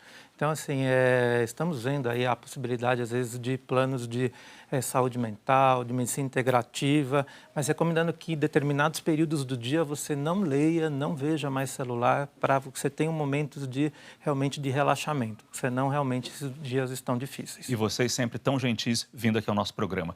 Doutor Daniel, a primeira pergunta da cutícula, porque abre uma ferida aqui. O vírus pode entrar por essa ferida? Se ela lavou bem a mão, como é a nossa indicação, não vai ter esse perigo. Então, lavar a mão. Nesse programa, a gente bateu sempre na tecla de lavar as mãos, se higienizar, isso é importante. Agora, esse sanguinho na cutícula vai ser um problema muito sério se você, além de lavar a mão, se contaminar e vai ser uma via mais fácil de entrada. Doutor Halcyon, a Cíntia mandou uma pergunta aqui, ó. Qual é a sugestão para os casos em que um membro da família é diagnosticado com coronavírus? Onde vai se isolar dos outros membros? É possível isso ou todo mundo fica no isolamento junto, 14 dias? Depende. Primeiro que se os outros estiverem assintomáticos, podem até sair, tudo isso, ficar de olho nos sintomas. Depende da casa também, se a casa tiver mais de um cômodo, de um quarto, essa pessoa tem que ficar isolada. Então é importante avaliar a realidade da casa, do apartamento da casa que a pessoa vive, e os outros podem até circular, mas reforçar. Se começarem a ter tosse, febre, alguma coisa que lembre infecção, devem procurar o serviço médico. Mas a chance dessas outras pessoas da família terem pego a doença é grande, né? De algumas pegarem, sim, tá? Mas não de 100%. Então, é mais de ficar na observação, realmente, mais de perto nos sintomas. Bom, o tema do nosso programa é o coronavírus, claro, mas o adiamento da Olimpíada de Tóquio foi um destaque importante do nosso combate ao coronavírus hoje. E esse adiamento, essa notícia, já começa a ter repercussão no mundo esportivo. Atletas brasileiros comemoraram. Vamos ver os depoimentos de Daniel Dias, maior medalhista das Paralimpíadas, e também do bicampeão mundial de surf, Gabriel Medina. Acordei com essa notícia e acredito que foi uma decisão correta por parte do COI e os organizadores dos Jogos Olímpicos de Tóquio. A saúde e o bem-estar da população mundial é a maior prioridade no momento. E eu sigo focado com meus objetivos. E assim que tudo isso passar e a vida voltar ao normal, quero voltar à minha rotina de treino, né? Como os de milhares de outros atletas vão voltar também. E depois disso tudo, o legal é que todos vão ter chances iguais, né? Para se preparar até a remarcação dos Jogos. E espero que todo mundo esteja bem, seguindo a recomendação da Organização Mundial da Saúde. Fiquem em casa e vamos esperar tudo isso passar logo, tá bom? Abraço. Alegria enorme e o alívio de receber essa notícia de que os Jogos foram adiados para o próximo ano. Eu quero aqui parabenizar o COI e ao governo do Japão por essa sensata e sábia decisão de adiar os Jogos. A gente agora fica muito tranquilo, fica em casa, né? Claro que a gente fica em casa nesse momento que estamos enfrentando, mas na tranquilidade de saber que a gente vai poder se preparar da melhor maneira possível para chegar e mais uma vez representar bem o nosso país. Valeu, um grande abraço. Tóquio 2021, a gente se vê. É isso, a gente não fica feliz com essa notícia, mas como bem disse o Daniel, era a decisão mais sensata a ser tomada neste momento. Eu agradeço muito a presença do Dr. Daniel, Dr. Halcyon. Muito obrigado pela presença de vocês aqui no nosso programa hoje. Foi um prazer. Essa edição termina aqui. No Globoplay você pode rever o nosso combate ao coronavírus. Se puder, fique em casa. Lave bem as mãos com muita frequência. É a Globo ao seu lado. Você assiste agora as notícias do seu estado e logo depois tem o Jornal Hoje. Tenham todos uma boa tarde.